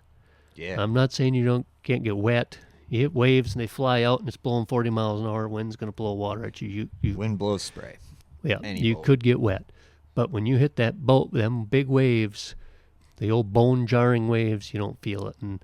And I think it's the way the bottom is shaped. And I think it's the fact we got a lot better boats, too. That helps nowadays. But the way the bottom of the boat is shaped and the way that knit fiberglass has got to be the key because you don't feel it. You can definitely tell that when you drive a super quality boat. I know like with the Phoenix, it feels really dense. That's what I remember feeling with it. Like very solid, not a lot of vibration in the console, not a lot of vibration in the steering wheel. A very dense feeling boat. Yeah, and I think some of it is what that material has done. In the old days, the old trick was you filled every cavity in the boat with as much foam as you could pack into it, and that made the boat quiet. And that's what they used it for primarily. Was some manufacturers packed every inch of the boat full of foam that they could as a sound densener. But that foam is heavy, so you can add quite a bit of weight to the boat. Sure.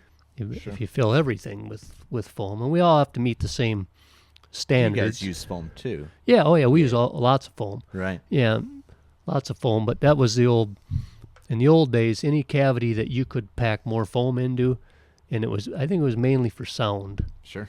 Because the tests that we have to do, everybody has to meet the same test with the level flotation where they fill the boat up with water and it's got to float and with the engine on it, all that good stuff. So we all have to meet that same standards. Mm-hmm.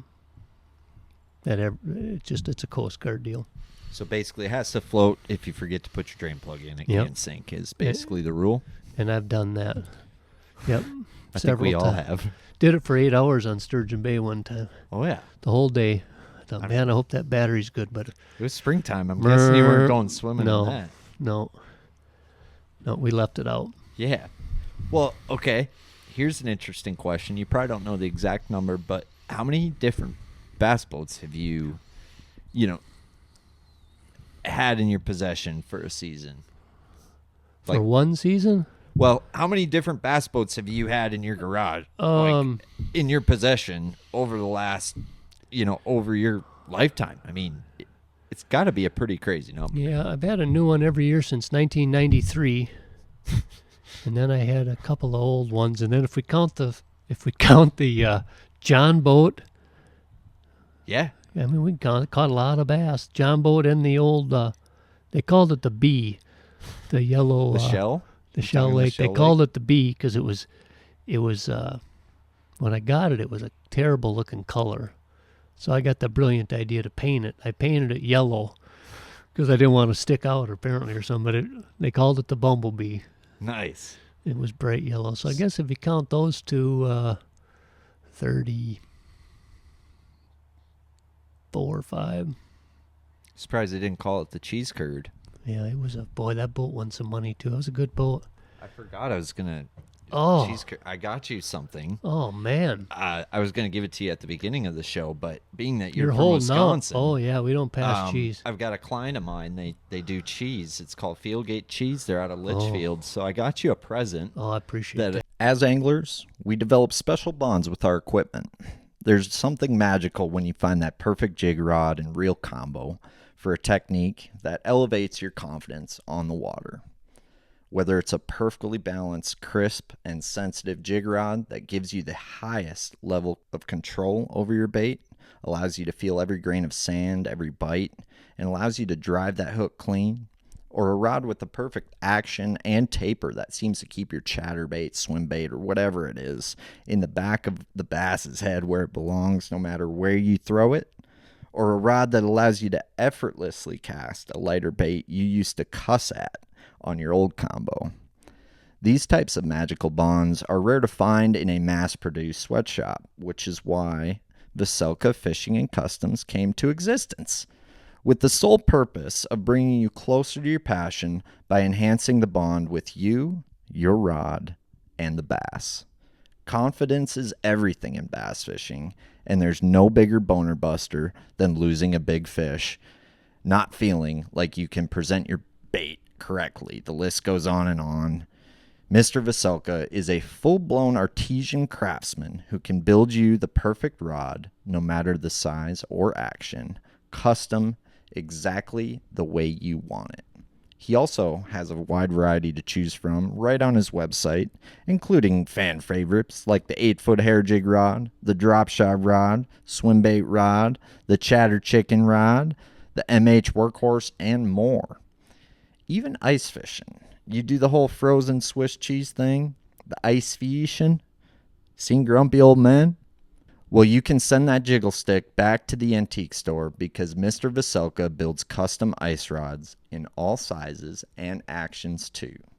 So head on over to his website, vocelkafishing.com. That's VOCELKA fishing.com.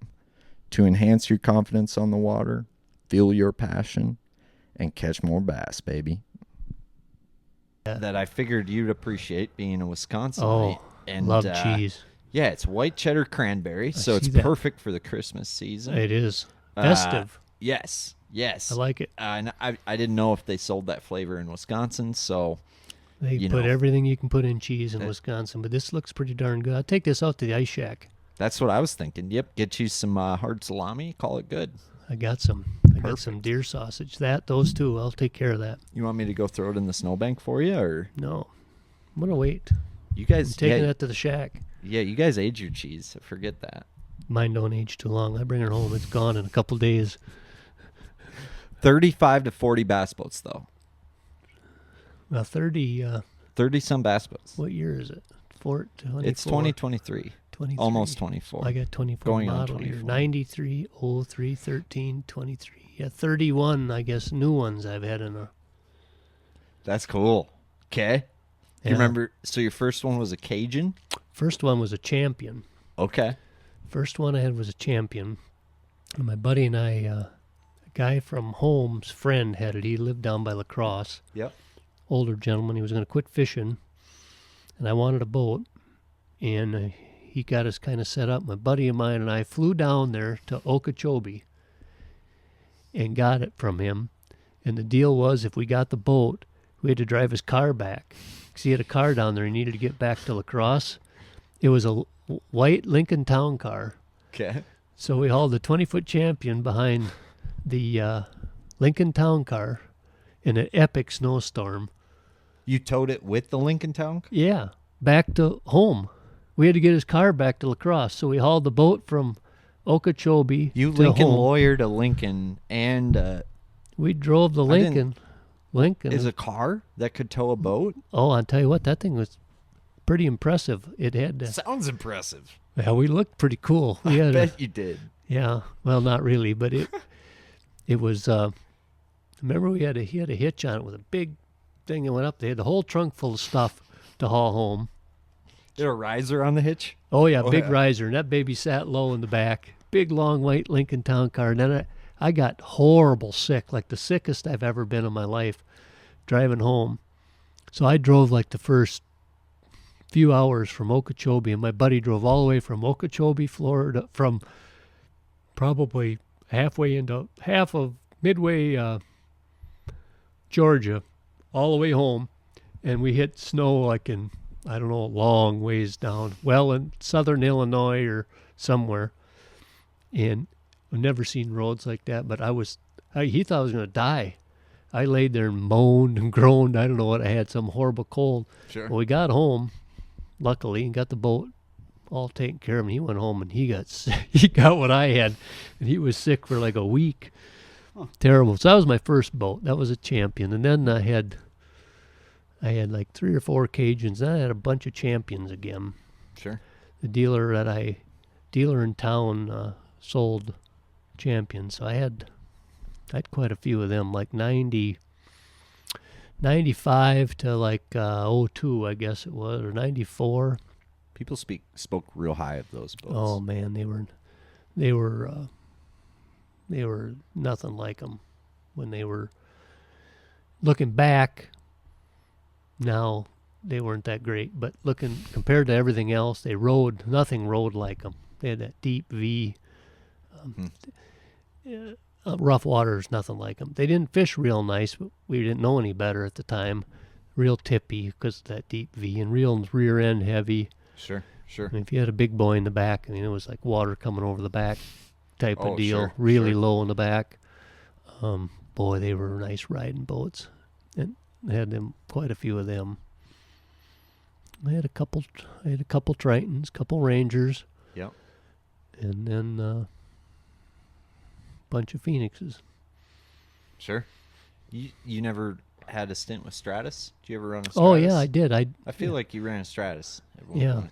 Tim, thanks for remembering me. No problem. Anything else I forgot? Yeah, I forget a lot. So do I, man. Well, the Stratus Champion thing, that's how I got to. If it weren't without Stratus, I wouldn't have known these guys and been I'm doing today.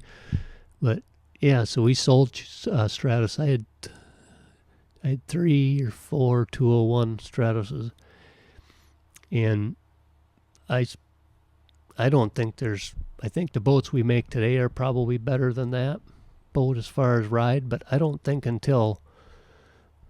anything overall performance was better than that 201 Sure. Stratus. It was fast, great riding boat. I really, really liked them. My first bass boat was an 18-foot Stratus, Yep. 98 Stratus. Thing rode awesome. Yeah. I was young and stupid, so it probably rode great compared to my Well, 14-foot, It's always relative, but at the time, I sold multiple brands, or had sold multiple brands, and that 201 was just a great boat. Aside from your the Phoenixes that you've run, what was your looking back? What was your favorite bass boat? Like looking back, I mean, there's probably a lot of reasons. Well, for I've got one that I'm hoping to buy back someday. That when I was getting Champions, I was selling them to friends. So my fishing partner got I got a 96 186 Champion, and that was the best year I've ever had fishing. It was just a beautiful boat. It's black with just almost all black with blue pinstripes. And I won everything around with that thing. So it's got a little sentimental value. So I sold it to my fishing partner, and then he sold it to another buddy, and my other buddy still got it. He's had it since then, and it looks maybe better than the day I got rid of it. All he does is polish it. Things like brand new. So I remind him a couple times a year, wondering when he's ready to sell it. So those 201s, I had a blue. I remember by color. I had a blue 201 Stratus that I won a whole bunch of tournaments out of that I just loved. It was the first one I ever had with a Yamaha on it. HPDI Yamaha. I don't remember what year it was, but when they first came out, and that was a great boat. Sentimental value, a lot of it is. Well, you still got the old Jav. I got the old Javelin. That boat there is she's not pretty, but it's like like an old dog. That thing just finds them. Dude, that thing is an old walrus. That thing is a bass magnet. That thing shows up, you're in trouble. That thing's won per event. That's the most winning boat I've ever had because it's won at just about every tournament I've ever used it in. Why don't you just fish out of that? The only time I ever use it somewhere where I got to do something sketchy, jump a beaver dam or push pole it somewhere or run through ankle deep water for half a mile or something stupid. But while we're on that, what's the sketchiest thing or craziest thing you've done to catch a bass, Mr. Mense? Well, been through people always talk about Balsam Lake Classic was kind of the biggest tournament around. Yeah.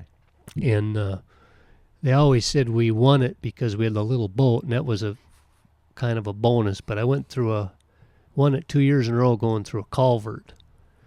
And that was pretty good. Went through, jumped some beaver dams into some areas you probably shouldn't have went. Usually with bad boat. The John boat that thing went a lot of places. That probably. I remember one time in a tournament with actually a big boat. I went way back in an area that I'm sure there's never been a bass boat there ever, and probably not now. And I was fishing, and this guy walked out, and he says, "Where'd you come from?" I said, "I came from out in the lake." He said, "How'd you get in here?" I said, "Up through there." I had to push pole it like, I don't know how far, 100 yards probably, at about a foot of push, Yeah. And then I wasn't very smart, so I got back there and I caught a bushel of them. I had the live well full. Well, now it's really dragging, so it took me twice as long to push, and I got almost all the way out pushing. And I'm looking at the clock. I got to get going. So then I plugged the motor full of mud, trying to get out of there. I made her back, but barely made it back. Oh, man. But a lot of dumb stuff like that. Yeah. I remember one time, this probably isn't legal, but my buddy and I, there was a bog in front of this culvert. So we cut the bog and moved it with waders.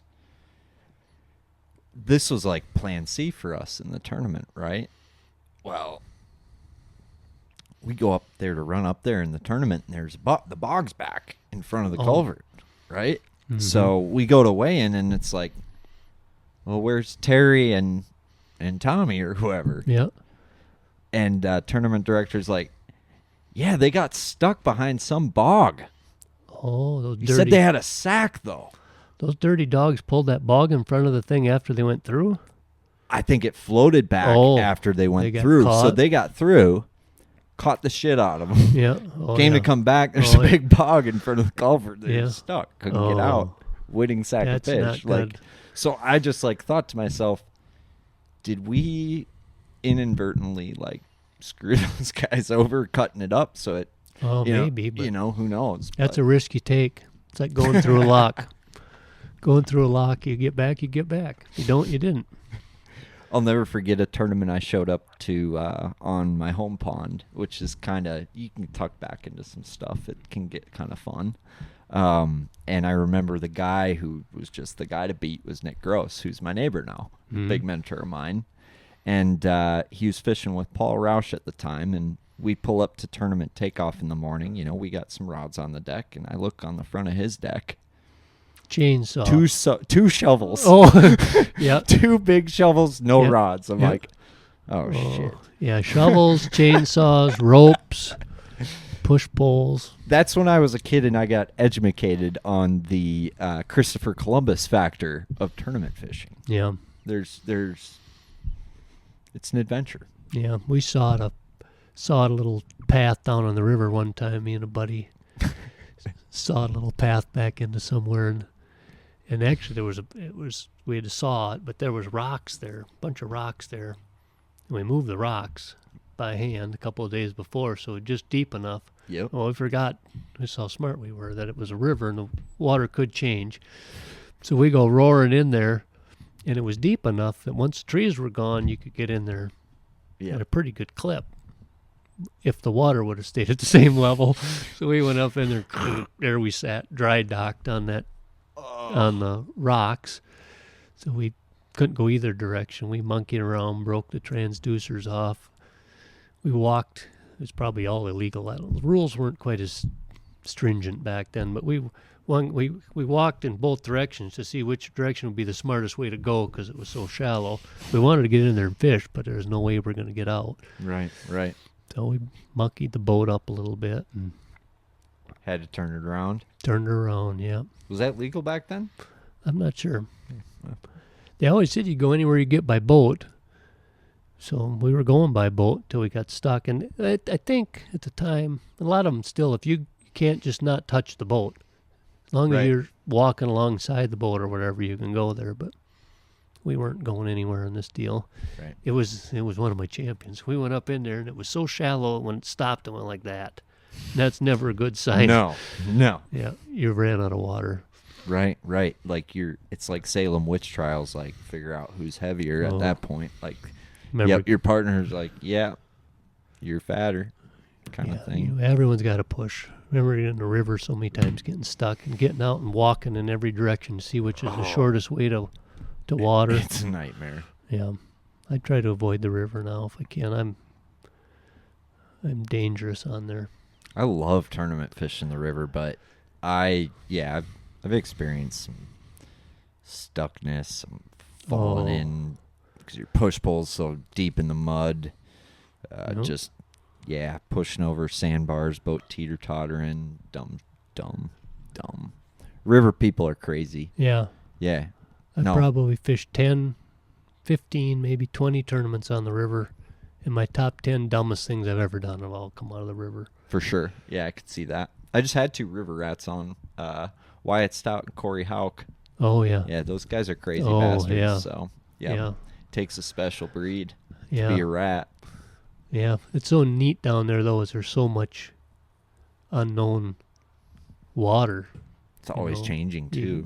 Change it constantly, and you can go in so many different crazy places that might not be there. And I like it's kind of fun, that risk taking, Yeah. running maybe somewhere you shouldn't have, and things like that. Now I'm so conservative and worry about all the nice equipment. I would never do that. But back when I was young, I remember a lot of times when the flasher, when it became one line, that's when you had to start getting nervous.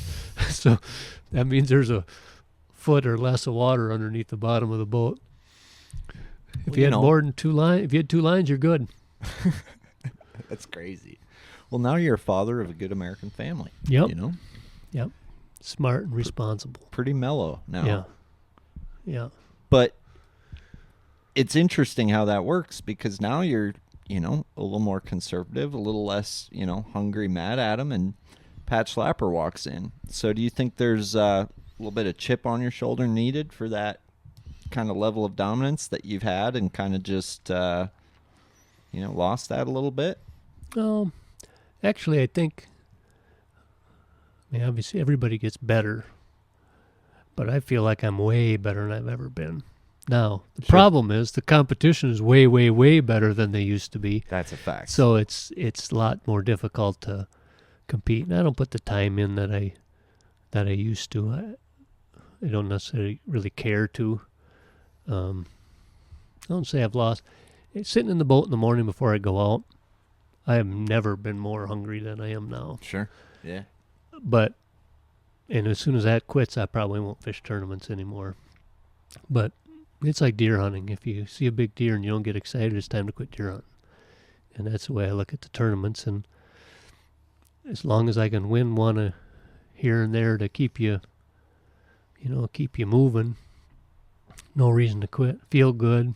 Right. And have probably more desire than I've ever had to fish, but maybe not as many events, certainly not all that driving around, but if I can drive there in a couple hours in the morning, I'm pretty good. Sure. Do you have any aspirations? I know your kids are getting older, sometimes that No. for the good American family, once you become an empty nester, sometimes No, not buying a Harley, no midlife, no, okay.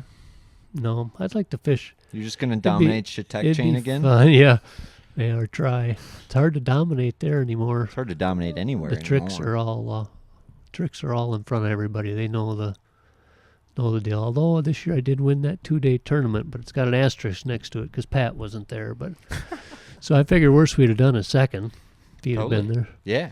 That's how I feel fishing tournaments on the river where river rats don't show up. I was like, hey, we won this. We probably the top 5 that river event. 2 divisions. The non-river rat division you won. Right. Yeah. Yeah.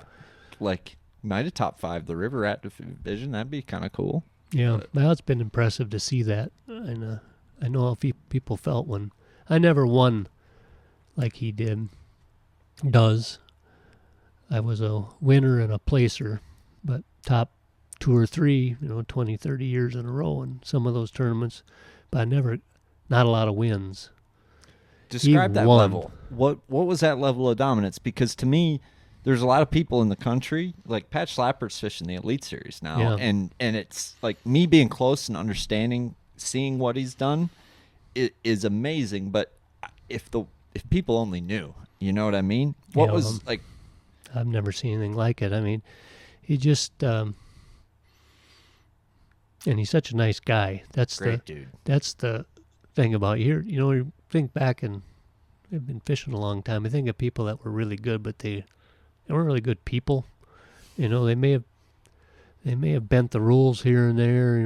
Some things don't add up of how certain things happen. I'm not saying they cheated, but pushed the envelope on stuff. A lot of things. I mean, the guy doesn't do anything wrong. There's probably 3 teams I can think of that I've never had move in and try to fish by me. And he'd say the same about me, I'm quite certain, because I don't like to do that. But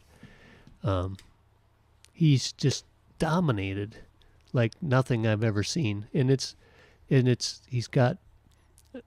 the king of I've never known anybody that's won so many tournaments that got lucky. He always says, we got lucky today. Wrong. You don't get lucky every tournament. Right. Luck happens once here and there. So he's so humble. You guys shouldn't be able to walk into a building. Right. There's just unbelievable dominance of what he's done. But he's earned it. He spent a lot of time on the water. He's got partners that spend a lot of time on the water. This is an excuse of why. I'm not saying that. That's why he's won and I didn't. Yep. No, I got you. But you earn that stuff. Back when I won all the time, I fished all the time. And you can't replace time on the water. And you think about it, you go out and practice for a day on a lake you don't really know very well. You go and practice for 8 hours, you find a couple spots, 2 or 3. Then you go another day, you find 2 or 3 more. Go another whole day, you go to find 2 or 3 more. So you might go practice for 3 days and find 6 or 8 possibly good spots. Well, now with the equipment and things that people have, you can cut that number in half because someone else probably found half of them. Mm-hmm. Mm-hmm. And then you got to factor in a boat draw and things like that. So you may get 1 or 2 of those spots if you're lucky, and you may not get on any of them all day. And just the way that, he won that 2-day tournament 3-4 years in a row in the same spot. Everybody in the world knew where it was, so they pounded the daylights out of it. And the tournament day'd come around, sometimes he didn't even get it. He usually had to battle it out or go check it 100 times to finally get on it. But he had some little secret deal that he did, and I don't, lined up right or bait, or it isn't a whole combination of things, I'm sure, that he could catch them big ones. Bigger average weight. I believe, because I've fished a lot of the similar type things that he does, and you don't catch near as many fish, but you catch much better average. I don't like that, because I worry about, I watch the clock too much during the tournament. So it's an 8 fish limit, 8-hour tournament. I got to catch a keeper an hour at least. Yeah. So I get 2 or 3 hours in the tournament. I don't have any. Well, now I got to catch 8 of them in 5 hours. Boy, I'm getting behind. Now another hour goes by. Now I got to catch 8 of them in 4 hours. So I always liked to catch lots of them. And that's probably why I didn't win looking back. I didn't win a lot of tournaments because I had that mentality. I was a second, third, fourth place guy in a lot of tournaments. I always caught limits. But, doing that, looking back, he comes in at the end of the tournament and says, oh, we only caught 8 all day. And he's got a 3-pound average. Well, I caught 48. And I got a 2.5-pound average. Sure. Just the quality of fish that he catches. And to be able to do it that long, that many years in a row. Yeah. And basically everywhere Right. around home. If it's within 50 miles of Eau Claire and he's there, good luck. I mean, he's phenomenal. And it's not a surprise at all that he's doing good on the elites. You give him a couple, 2-3 more years, I wouldn't doubt he'll be a household name, because he's crazy good.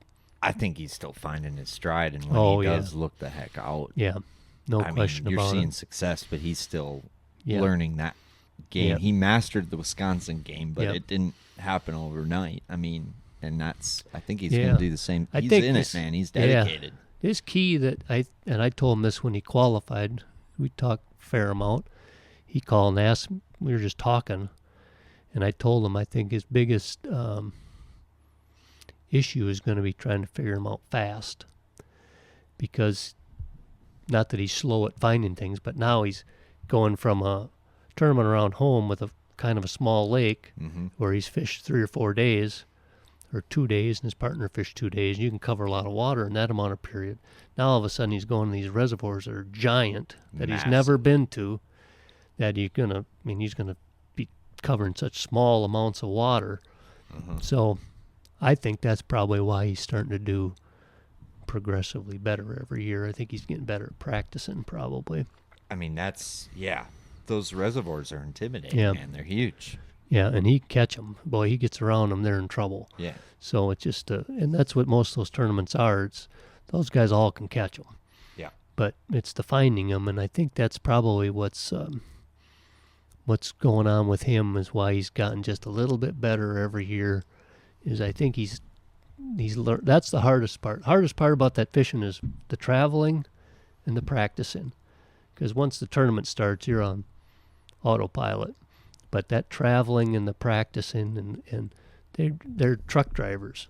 They're all over. It's unbelievable, the traveling that they do, and that's got to be the hardest part. It was for me, and I didn't fish at any of that level, but even fishing those invitationals, you're from Wisconsin and you're going there, it's 2 days everywhere you go, Right. or 3, Yeah. there and back. Well, you don't love to travel. No. I've noticed that about you. Well, it's because I did it. Yeah. I don't want it anymore. Right. I drove in ice storms, snowstorms, slept in waysides, crappy hotels, slept in the truck. Love it. Well, I did then. I thought it was pretty Gypsy. cool. Yeah. Gypsy life No, is no, life I'm- for me. No, the traveling was the worst. That's if I could fly to them with the boat and the plane, I maybe would be pretty interested. But that traveling is brutal. It's not for everybody. I'm a creature. I don't know. I don't mind. But I don't have a wife. I got nothing besides crack addiction for bass fishing. Yeah. you know? Well, I had that, and I think some of the reason that my excuse for never doing better than I did in those tournaments is 23 or 4 years old. All your buddies are at home, sending you a picture, or they didn't send you a picture, calling you, talking to you. Oh man, we're shooting ducks and doing this and that. So you're 20 years old, you want to be with your buddies, and I'm down here fishing in Texas. It's 25 degrees and pouring rain, and Right. and that was the other misconception. Everyone thought I'd come home, I'd be black. My face would be just black. Oh, where you been? Mexico? No. Texas. Oh, lucky you. Yeah. Got up to freezing one day while I was there.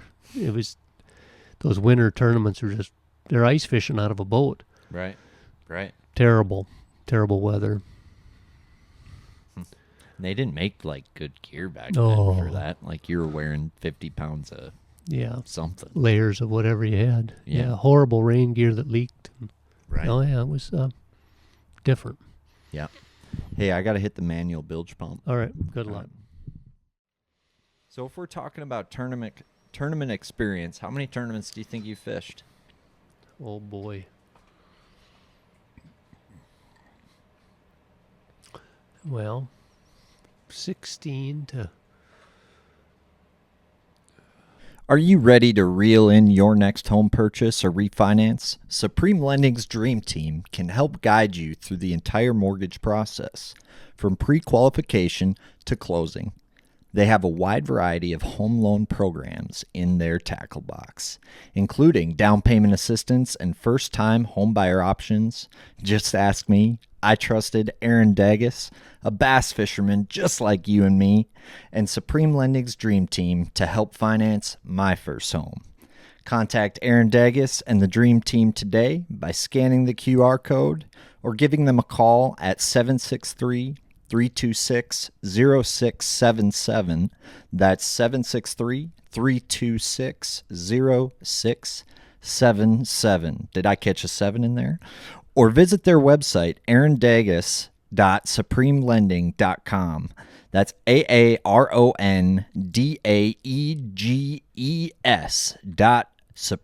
AARONDAEGES.supremelending.com. What's 54 minus 16? That's when I could legally start fishing them. So that's, if I was 54 minus 14 would be 40 minus 2, 38 years. Mm-hmm. At 15 a year. Yep. Is 380 plus 160. 500 and 500 and some. It's a lot of tournaments. That's a lot of tournaments. Yeah, I never thought of that. You add that stuff all up, it adds up over time. Yeah, a bunch of them. That's like unheard of tournament experience. That's a lot of them. Yeah. Yeah. I should have won more if that many of them. You would have thought. I bet you won a good amount of those. Yeah, More than most people who fish 500. I figured it out one time. It was over 100 that I could remember. Probably around 100. I mean, that's like Well, better some of them averages. were. Than... I'm counting all tournaments though. Well, yeah, you know, win's a win. You know, Win- if it was, we used to fish for pizzas once in a while. We'd all go out to a lake. Okay, we're and- counting pizzas. Well, We're not counting pizzas. No, but if if you go and have a Pizza's 20 pizza bucks, tournament and you've got the 5 best teams around fishing for it, Valid. it's the same as going to a 40 boat tournament. Those same 5 guys are fishing for it. We were Right. just fishing for smaller stakes. Yep, that makes sense. Yep, So take the pizzas out, still over 100, I'm sure. that's cool. Yeah, I mean, most people don't dream of that, dude. Yeah. Yeah, so. Well, you live long enough, you can win quite a few of them. Well, don't they say that KVD is the best angler on earth and he wins like 1% of the time? Yeah, he's That's pretty up good. against like the best of the best. Well, he but- was up stiffer competition than I was up against. Right, but winning 1/5 of the time, or Pat winning 1/3 of the time, or whatever it was. I mean that's the kind of dominance that you don't see anymore. Well, really. calculate that out. I should have made about 150 million fishing at the same rate of what he made. But I'm behind. Well, doing the math. Right. Well, inflation. Yeah. But with You inflation. can't control when you're born. No. I mean, look how much better you're doing on your house probably than everybody else. Yeah. You know, you like, Yeah. no, he made more in them tournaments, but I Yeah. mean, you paid like 20 grand for your house or Yeah. whatever the hell, right? Yeah. It evens out. I guess so. I never thought of it that way. Yeah, well, you know, you young buck like me, you buy your first house, and they're like, "Yeah, no, I remember I bought my first place for $20,000." And you're like, How many boats "What's that have you worth ever- now?" You're telling me that we're going to be paying $1 million for the average house? How many old boys walked up to a boat by you at the boat show and said, "That's more than I paid for my first house"? It's the running joke. If the Yeah. boat show starts on a Thursday between 9 and 5 p.m. on Thursday, you're probably going to get people who aren't working, who are retired, who have seen different times. Dollar gallon of gas, all kinds of shit. Yeah. An old boy a couple of years ago, he was looking at, we had the nicest boat or whatever we make, probably at that time, probably 75, 80,000, whatever it was. He walked up and looked at it. He says, "Holy Moses!" And he called his buddy over, and they looked at it. He says, "Yeah, can you get a hold of that?" And they were talking about it. I said, "Hey," they had the wakeboard boats over there, and they were all like 175 to 200. I said, "You boys want a treat? Go over there." They went over there, and I watched them. I thought they were going to drop. They went over there, and they're looking at the price tags, and holy balls, and the way they went. So, Man, guy called his doctor to adjust his pacemaker for that. I bet he did. Wow. Yeah. Do you think it'll be that? Like, do you think it's like, or were those glory years, then? It's hard. It's hard to say. We're going to have robots that take over the world in like 5 years. So. Nah, I don't know. It's hard to... I remember the first... We talked earlier about the bass boat. I saw a $30,000 bass boat, 40, 50, 60, on down the line. Can't see it slowing down. I mean, houses were... You could buy a really nice house long time ago. My mom and dad always talked about, they bought the house, $37,000. The house and the 2 lots next to it. I mean, it's the same thing, but no one wants to talk about everything else in the world that's went crazy. It's just what it is. So you spend, $200K on a house now. You think, just like from, whenever your parents bought to whenever, let's say, they sold, is it going to be similar percentage? I'm not telling you to have a crystal ball and know all the answers here, but that's, I think, the hard thing for, us dumb millennials, right? Yeah, I don't know. Can't predict the future. Right. But as long as we come up with neater stuff that a certain percentage of people think they need or want, and we always do, we're dumb bass fishermen. Look at rods, look at reels, look at baits. We don't, no one wants to talk about that stuff. All they want to talk about what the boat costs. I guess I'm in the boat world, so that's all I hear. But I remember buying reels. $50 reel was, you had the finest reel they made. Now to get the finest reel made, they're $500. Right. There's some that are more. And to get one the step below the $50 reel that was the best they made was $30. That one's $300. Right. Now, that's 10 times. Yeah. So your $16,000 or $18,000 bass boat's not $180,000. Hasn't went up at the same rate as the reels have. Rods. Lightning rod, Berkeley lightning rod, they were $30. Yeah. That was a graphite rod. It was a pretty nice rod. Long time ago. Now $500 is pretty common for a rod. So they were 40, now they're 400. That's 10 times. Bass boats were 20, they're not 200. The way I look at it, they're going up at a slower rate. I'm just wondering when the government's going to move the zero over. You know what I mean? Well, they're going to get you might at some point they're going to have to, you might as well. Well, they'll take that little dot out. And then we'll be right in there. Yeah. Or move it. Yeah. Move the decimal line. I mean, everything in our world, and I'm sure I don't really follow very many other sports, but I'm guessing downhill skis are probably 20 times more than they were 20 years ago. I don't know. Skateboards, I don't know about anything except boats. Boats, rods, reels, bows, guns. Anything I can catch a fish with or maybe shoot a deer with. Mm-hmm. I kind of follow that stuff. But you think about line. You could buy a 1,000-yard spool of line. Wasn't very good line, but it was the best line made at the time for $10. Mm-hmm. Penny a yard. They always penny a yard. Now you can get a 300-yard spool for $30 or $50 or whatever. Mm-hmm. Way better stuff, but it's still the money you spend. Yeah.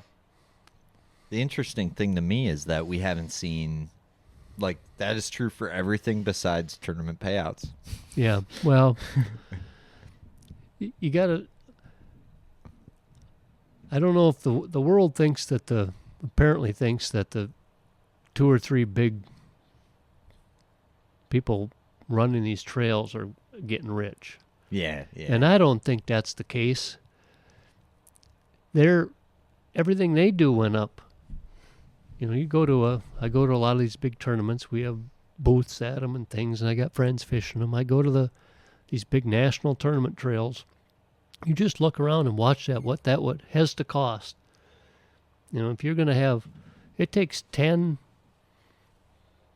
I don't know, this is some shooting from the hip, 10 to 15 people that kind of know what they're doing to pull off a national thing, and that's probably a light number. I don't know what it is. Say it's 20, whatever it is.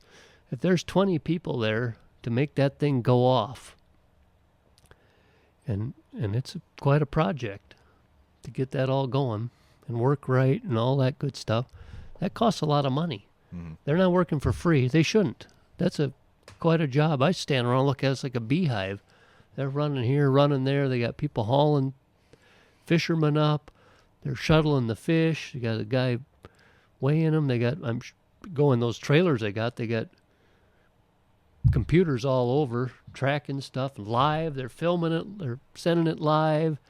They're doing all that stuff. I mean, that's an undertaking. It is, yeah. So back when they didn't have any of that. Back when the payouts were half what or same of what they are or close to what they are. They didn't have any of that, but they were.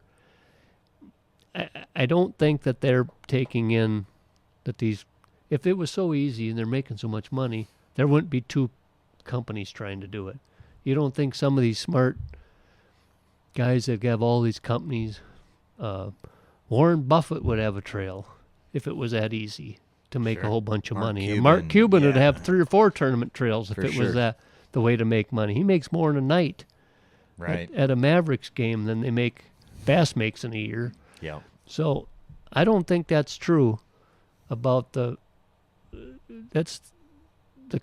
they're still signing up. There's hundreds of guys lined up waiting to do it.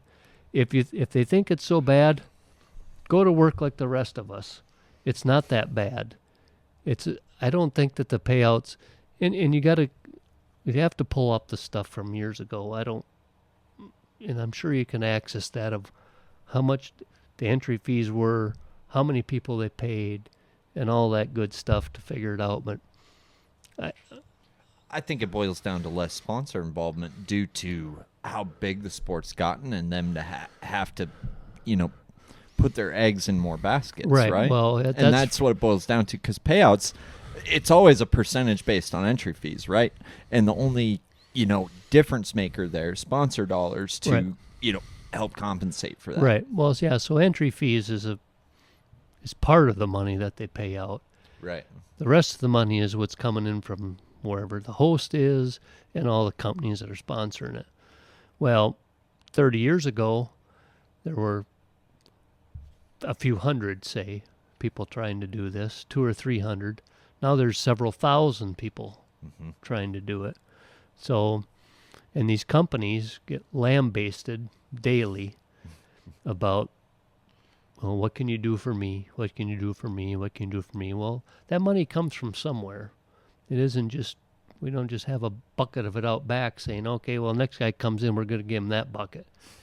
It came from somewhere, from selling things, the dirty word, profit. You got to make some money. You can't give you free money if we didn't make some money. So that stuff is Gotta getting keep lights on, man. Yeah. You have to live. Exactly. Which means you have to have money to live. Yeah, It's and part of that pie is getting split, is what I think that is overlooked and not talked about a whole lot. Is it's getting split so many more times now than it has ever been, with hundreds and hundreds and hundreds of people trying to do it, and back, the door's knocked on a lot, not like it used to be, far more. Yeah. And I'm not saying that's bad. If I were 30 years younger and going to do this, trying to do that, I'd be knocking on a lot of doors too. But that door is getting knocked on by everybody. Boat manufacturers, lure manufacturers, and all the non-fishing industry stuff. Yep. Everybody's getting their door knocked on, which it's hard to believe the prices have went up on things. Well, the prices went up because their cost of doing businesses went up because of some of this stuff. I mean, Coca-Cola can't pay all this stuff out if they're not selling more Coca-Cola. It's that money came from somewhere. Yep. So, price of Coca-Cola miraculously has gone up for some reason. Well, cost of making it went up. We've got this much expense for advertising, this much expense for promotions, and now your 99-cent bottle of pop is now $2.79. That's where the money went. Went to advertising. Cost of making it went up. We're sponsoring the Super Bowl this year went up. All of that stuff adds up, and it just the cost. Yep. For sure. That makes sense. So you talk to Bobby Lane like on the daily, you said? Well, fairly often. We're pretty good buddies. That's cool. Not daily. He's a busy man. He's the only guy I know that can cover more ground than a jet airplane with his Toyota Tundra. He just covers ground. Sure. Fishing, and he's quite a character. Yeah. What's some cool stuff you've learned from like Bobby Lane? I feel like that's a good guy to know. He's a pretty decent fisherman. I would say. He's pretty solid. Although when we've been in the boat head to head, I think I beat him most times. But I believe that. He'll be calling about that. But he's if he listens, man, that'd be cool as heck. If he listened, but I met him, thankfully, through Phoenix. That I was in Florida for a show with my wife. She was at a hardware show, and we were not a lot for me to do when the show starts. So I called the boat plant. I said, "There's got to be someone down here that can take me fishing." And thank God they set me up with Bobby. He said, "Yeah, I'll take you fishing." So he shows up, picks me up at the motel. And we went out to Toho. And we had his dad's boat. And it was the boat, actually, that Chris won the Classic in. And when Chris won the Classic, he gave it to his dad. So Bobby and I go out there, and we fish all over. And it's the first time I ever met him. But we think a lot alike. He's kind of a character. He kind of tells it the way it is. Great fisherman. We just became like buddies, like brothers. And we ran all over that day fishing out on Toho, and we're on our way in. There's this big rainstorm coming like happens every afternoon in Florida. We see it coming. We take off, and he's one speed, Bobby, running the daylights out of that thing out in the middle of nowhere, and these cattails and stuff. Motor stops. Blew her up. So we blew the motor up on the boat that his brother won the Classic with, his dad's boat. So now we're on the trolling motor. I'm trolling us back, and he's back there calling everybody in the world he can think of that might tow us in. We made her back. Man, did we get wet. And never forget the first time I ever talked to his dad. He said, "Well, thanks for blowing my boat up," he says. So, well, we didn't mean to. So he drove it like he stole it. Blew her Mr. up. Lane. Yeah, blew her up. Lane Sr.? Yeah. Yeah, he's a good guy. Yeah. Great fisherman. Great fisherman. I tell you, for being from Florida, it's pretty impressive how he's become so good up north, like with a spinning rod. You can always tell these guys are from the south because they crank the spinning rod from the right-hand side. It means they just got one. I just got one then. Okay, you just got one. You're young. It means you're young. Because Yes. when I started, the spinning reels all were on the left side. They didn't make one on the right. Yeah, that makes And no your sense to me. casting reel was on the bait caster was on the right. Makes no so sense you can to me. always, well, no, it doesn't. But that's all we learned. That's so so you- dumb that I get made fun of for using the same hand to reel, and it makes sense to you guys that No, you I- switch hands. It's like, nope, all of a sudden my rod's in my right hand, So and you're you know telling- that's how it's supposed to be. But on this, it needs to be in my left hand, and that's how it's supposed to be. Tell me in what planet Earth that makes sense? Well, I'll tell you where. Right here. So when you when you cast with a spinning rod, the bait's in the air. You cast with a bait caster, the bait's in the air. Yeah. And the only chance you had when I started was here. So when the bait's in the air, you switch hands, or you learn how to cast with your left hand and crank with your right. I can throw with both hands on both reels. So can I. You know what I mean? Yeah. Well, you're a lot more versatile than I am, and young. No. Yeah. No, I just reel with the same So what hand. would you have That's done? the only thing. What would you have done 30 years ago if you started fishing and they only made a spinning reel? Spinning reels went both ways, but the right-hand reel, bait caster was only on the right. Now we're getting somewhere. What would you have done? Flipped it over and reeled backwards like you occasionally will see? No, I would have done that. So that's where I was going with this is, so everybody was naturally a lefty, but they only made right-handed bait casters? Mm-mm. Know what I mean? What's that have to do with being lefty or righty? And what's Well, wrong? it means that they only made right-handed bait casters, so if you threw a bait caster, you had to be a righty. Well, in theory, you'd be the opposite. Once you cast with your strong arm, which would be your left arm, and you'd be... So if you were left-handed, you had to throw a bait caster, because you always cast with your strong arm, just like playing tennis. To me, though, you can cast with either hand. It's which hand are you reeling with is what I'm talking about. You know what I mean? Mm-hmm. Like, I'm talking about working the bait back Mm-hmm. with the same hand that Yep. you always work a bait back with. why I when feel you- like you teach yourself to work a bait with that hand better. Only for me. time that matters is if you're throwing a jerk bait, and then you got to have one with each, because you get tired. So you throw a bait caster for a while, and then you switch to the other one. That's the worst job in the world. That's the only time it matters. Everything else, Every male on planet Earth can relate with the statement that you just well, it's true. made It's true. in so many ways. Yeah. Yeah. Yeah. I don't know why you're arguing about it, but Hey, man, I'm all about switching hands. yeah. All Except right. when I'm reeling. All right, whatever. I'm all about jerking with two different hands. Okay, good. It's the reeling part that I Okay. like one hand. Whatever Same you one. whatever you do on your own time is up to you. Same one. Okay. Oh boy. Hey, but speaking of my friend Bobby, Yeah. he taught me something, and he's right. And you'll like this because you think you're right all of a sudden. He always flips with his. He uses right hand crank bait casters for everything except flipping, and he flips and reels with his left hand. You ever see a girl throw a softball, like a never played softball before? Probably. That's what I would look like with a That's left-handed. me. crank. Yeah, no. But me with the spinning softball, reel, left-handed is totally natural. But a bait caster, if I grab it and crank left-handed, it's like the reel is It's got too high. square gears or something, and I can't crank. It looks horrible. Don't work. Huh. It's what you learn on, and you're so young that they made all these opportunities for you to crank with either hand. Couldn't you always switch the spinning reel handle? You could, Okay.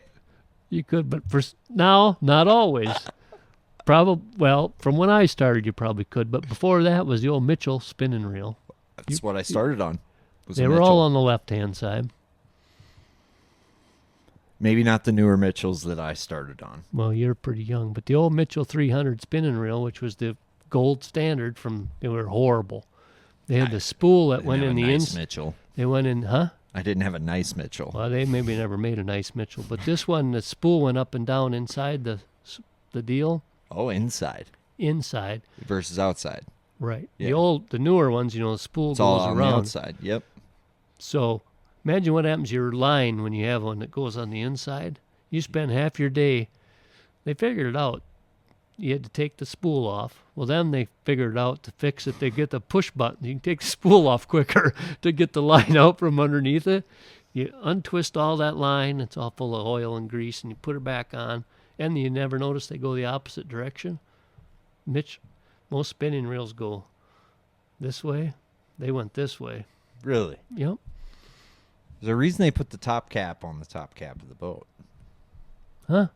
It's like a spool going over versus Yep. under. It'd be like Oh, if you yeah. put the top cap inside the bottom cap. Same deal. Yeah, boy, they were bad reels. I had an uncle that loved them, and I saw him fight with them things more than anything I've ever seen. I've never seen the spool going into the reel like that, Oh, so yeah. I don't think I had one of them Mitchells. No. But You probably had a modern one. Yeah, it was junk for sure, but threw some spinner baits on it, caught some fish. It was nice. Spinnerbait on a spinning reel. Dude, we all started somewhere. Yeah. I'll never forget my first bait caster as a Fluger Purist. Got it from Sportsman's Warehouse. Man, I saved up some lawn mowing money for that thing. And put that line on it. I was ready to go. Hopped in the yard. Tied a bait on it. Ooh, the rest is history. And that was it. Oh, Scissors. no. Scissors. Yeah. Maybe this bait caster thing is you know. First bait casters I had, the handle spun backwards when you cast.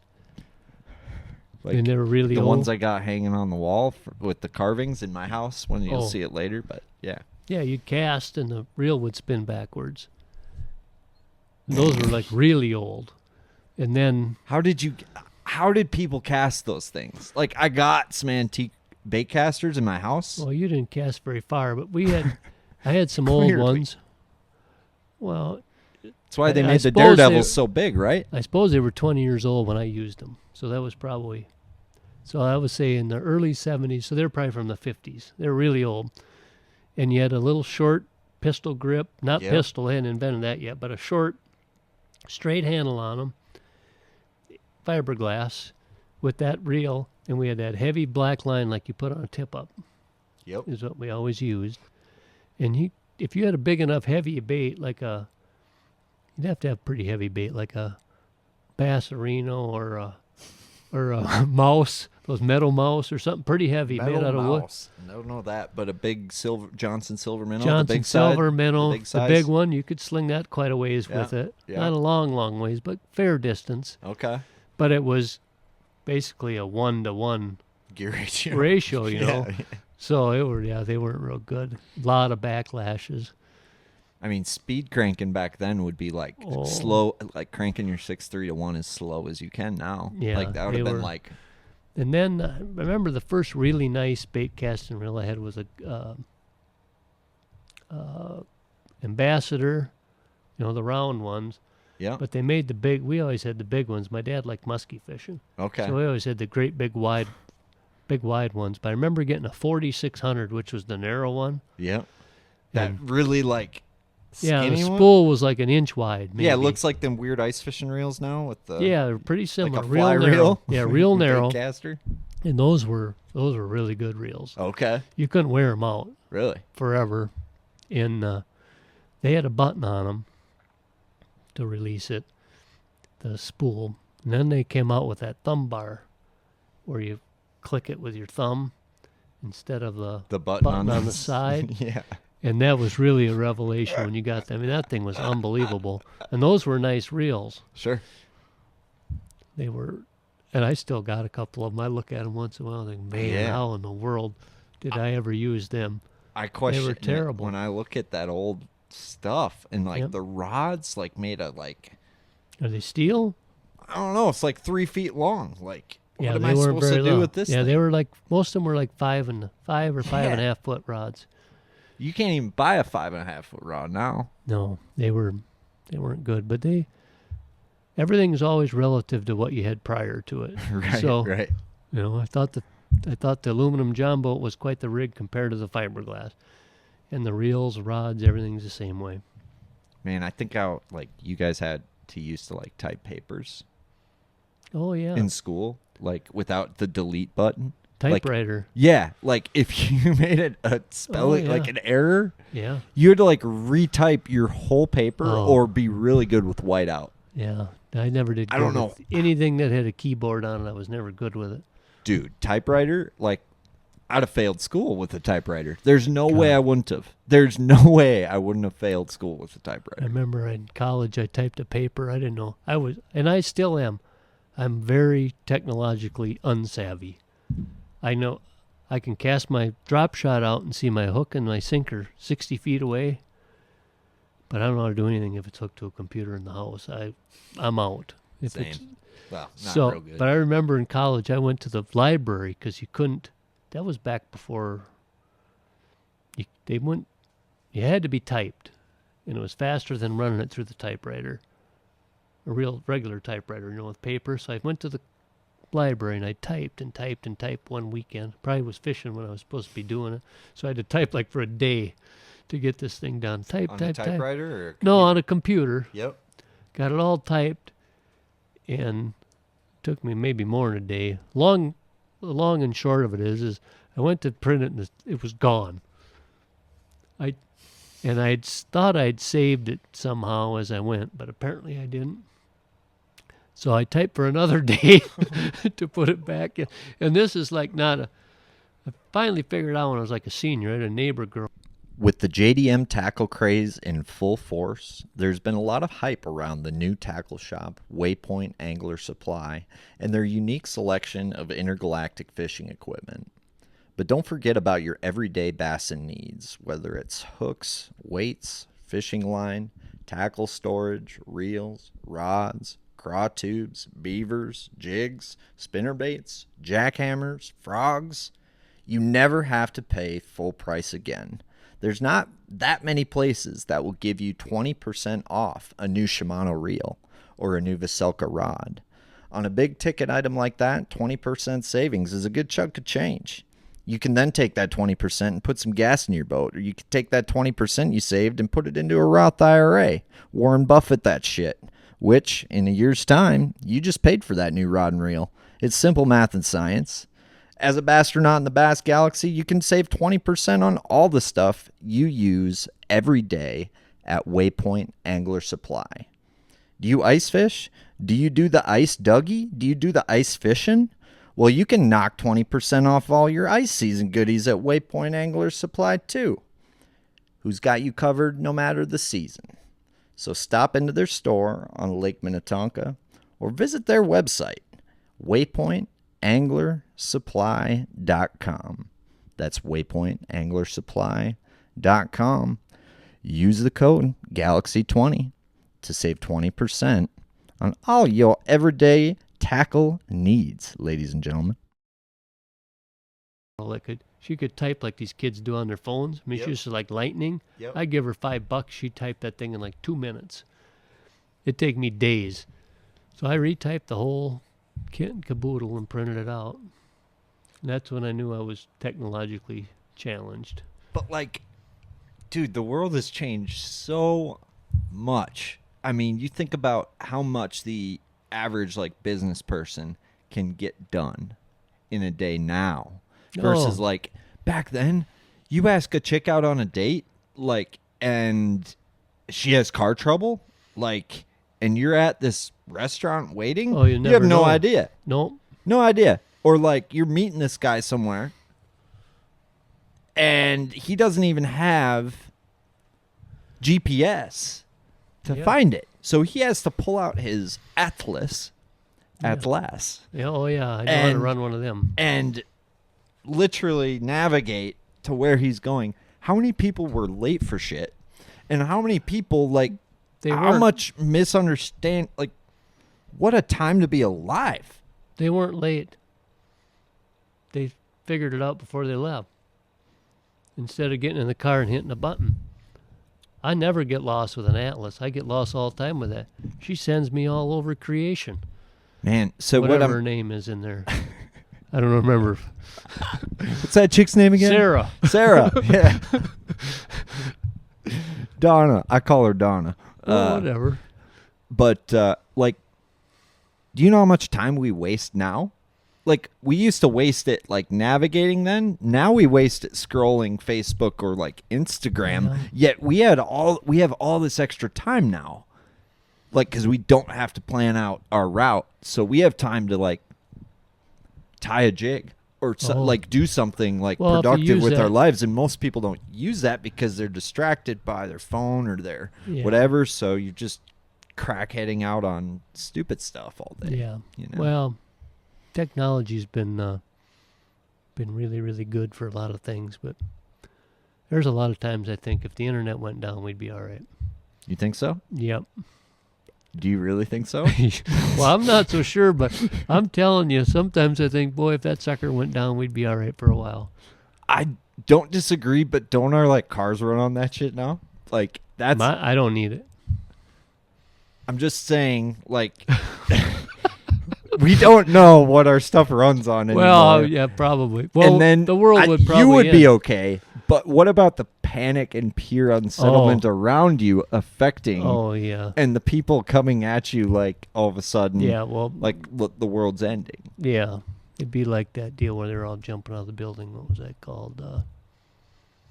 Remember that? Were you paying attention in that? War of the Worlds.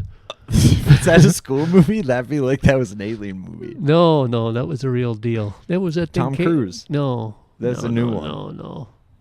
I didn't flunk history, but I didn't pay real close attention. But That was my favorite class. they played it on the radio, and all the people jumped out of the buildings because they thought the world was coming to an end. They thought it was real, but it was on the radio. Oh, dude, War I of the missed that Worlds. part. You need to Google that out sometime. You Yeah. missed a pretty big deal in history. I'm a big history guy. That sounds epic. Yeah. But that's what would happen if the internet went down, because no one could find anything. Right. They wouldn't know how to get anywhere. When I used to tell my son this the other day, when I used to take off on a trip, like to go to Sam Rayburn, I love legal pads. That's the best thing anyone ever. I lived with legal pads because I write everything down. You can't lose it if you write it down, unless you lose the whole pad. But I'd write it down. I had a little legal pad and a big one. But I'd take the little one and I'd write down and the Post-it notes. That's the best thing anyone ever invented. But I'd write down my instructions on how to get where I'm going, like turn by turn navigation, but it was on paper. With the book, the atlas, you see you don't know how to read. I'd look at it and say, okay, I got to go in 35 to Kansas City. I get to Kansas City, I got to go on this, around this. I'd write it all down right in a row. That's how I got anywhere. Yeah. Because, It's pre-MapQuest. way before that. But Remember MapQuest? Yeah, oh yeah. It was the shit. I might before have used GPS. it. I used it. But It did that for you. yeah, I know it did, but prior to that, I didn't have that, so I wrote it down. But that's You're how like you that got guy when the places. Lake Master maps came out. You're like, man, Oh. we used to put a lot of time into this. Yeah, that's amazing. And they're pretty dang. It's amazing how accurate they are. Do you have an apocalypse plan? Like I have this theory that, if the world is coming to an end, Mm-hmm. I think it's good to own a bass boat. Oh, for sure. You know why? Well, it Because you can depends what fit a time lot of it- stuff in it, right? And you can find an island, right? And you can find life, and you Yeah. can find a way of living to get through things. Well, My- it depends on what time of year it is.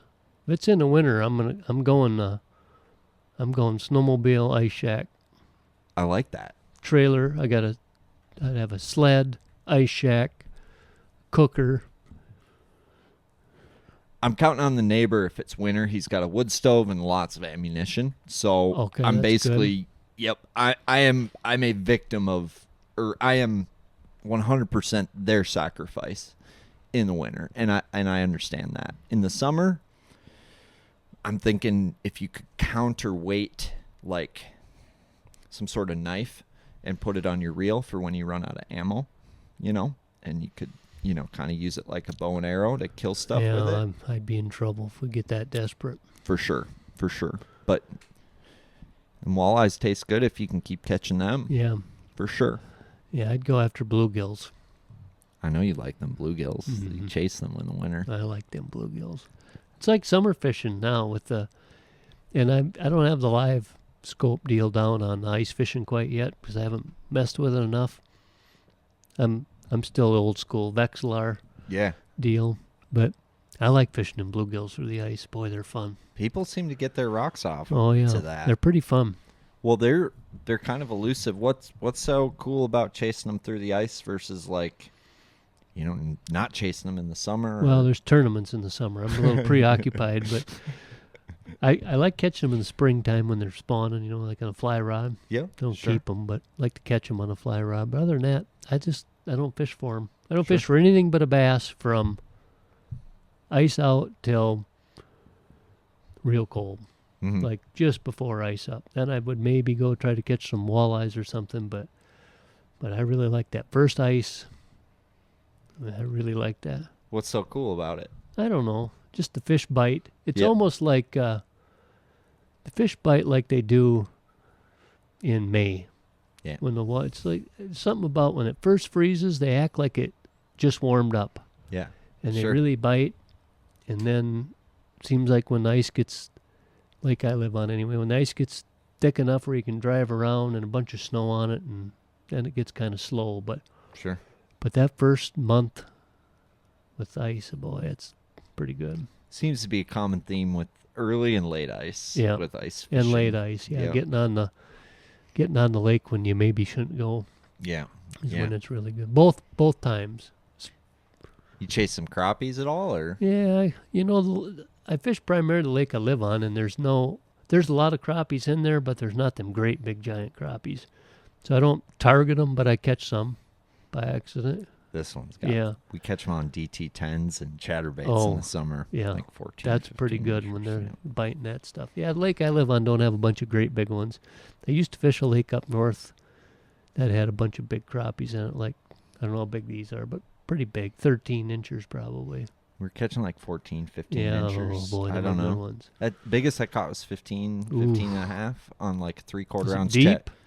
8 foot of water on a 3/4 ounce Is chatterbait. the whole lake deep though somewhere? Mm-mm. No? No. Boy, we should be out there right 16. now. Yeah. Looks to like be there's honest. enough ice to get out there. What do they use right now? Because I got a lot of rock piles right now, and then some old hillbilly dumped some brush piles in there that I Oh. got too, that I got marked. And them shallow lakes are kind of tough. I feel Weird. like they are. I think they're all over. You should be able to see them. So just go out there and drill a hole and lay down. Well, serious. What are you talking about right now? To see the fish. You said it's Drill a hole and lay down. it's 8 feet deep. You said. Yeah. Drill Well, a- where we were in the summer. How deep is the lake? Oh, the In deepest. its deepest spot. There's a map right over here. Let me just check real quick. I want to say it's like 18. 22. 22 feet. Oh, it's your rug. I like that. 22 feet. Well, I don't, them big crappies are probably out there. I would say in the middle of that yeah, basin. Yeah. You won't be able to see them there. I thought you said the whole lake was 8 feet deep. So, boy, if they're 8 feet deep, just drill a whole bunch of holes and lay No, down no, and look no. in the hole. The lake's probably mostly 3 feet or 2 feet. Oh. And there's a lot of 6 to 8. A lot of weeds in there. A lot of junk weeds. Yep, not a lot. A lot of not great lively weeds. Get There's out some foil. just and- outside them weeds. Yep. That 10 or so feet. And that's where the bluegills should be. Sure. Is there walleyes in there? Yeah. Oh, yeah. There's some good ones. I in can't there. believe you don't have many tip-ups out there. I don't You know. live on the lake? It's funny because we go out and we catch crap out of largemouth, and then you catch like 2-3 crappies each time on the bass lures. So I went out. I'm like, okay, I'm gonna try to catch these crappies. Didn't catch a one. When I tried to catch them, Yeah, well, that's the way it is. I catch walleyes all the time in the summertime, not trying to catch them. Then when I go try to catch one, you can't get them. that's exactly how it is for me. Yeah, I don't know what it is about that. Not a walleye fisherman. Nope. No, me either. That's why we catch them by accident. Because if we were walleye fishermen, we'd be where they were, and we'd catch them on purpose. I'll tell you what, though, if I was a tournament walleye angler and there wasn't a slot limit, I would throw one of them glide baits or an Alabama rig all day. Yeah. Because I don't know what it is about them big walleyes and an A rig Yeah. or a big swim bait, but Yep. it's like they can't. Chatterbait, too. Oh, yeah. I've caught a bunch of great big... Haven't caught many walleyes on them, but just about everyone I caught's been a giant. Really. Yeah. I believe it. Horseshoe Chain, where I grew up on, it's got catfish in it. Man, they love chatterbaits. Really? Love them. Hmm. Like if the water gets real warm, late July, August, I don't even throw a chatterbait because it's Can't keep the cats off. it's unbelievable. Huh. That bait is probably think back of all the baits I've seen come around. I can't think of one that's more, I don't know, revolutionary or It's impactful than any that I can think of. It's a good The one. drop shot, that chatterbait, I guess the Ned rig. I mean, that I don't think a Ned rig touches what a chatterbait No. did as far as like inventiveness and No. and what it Just what saying- it can do. things that have changed in the last Oh, for sure. 10 to 20 years that are so different than what they were for a long time. Right. And then now the chatterbait's starting to go away with the forward-facing sonar stuff coming out now. And now it's, a lot of that minnow, profile stuff. And Yeah, it's boy. weird how but old tricks come back. And I think you're going to see a resurgence of everything. Like everything goes in ebbs and flows, right? Yeah, I've never seen anything that's so... There's always a certain time where something works, and it's better than everything else at that period for some reason. But I've never seen a bait that it is, when it's better, it's not just kind of better than everything else. It is the deal. Like, kind of like the rattle trap. That's the only other bait I can think of that when it's rattle trap time, it's like they've never seen one before. And it's similar, I think, with that chatterbait. When they're on that chatterbait, it is crazy how good it is. I've had some light bulb moments for sure, but is there kind of like you talk about that magic window, right? Jerkbait, obviously, in cold water, you could say is a magic window for that.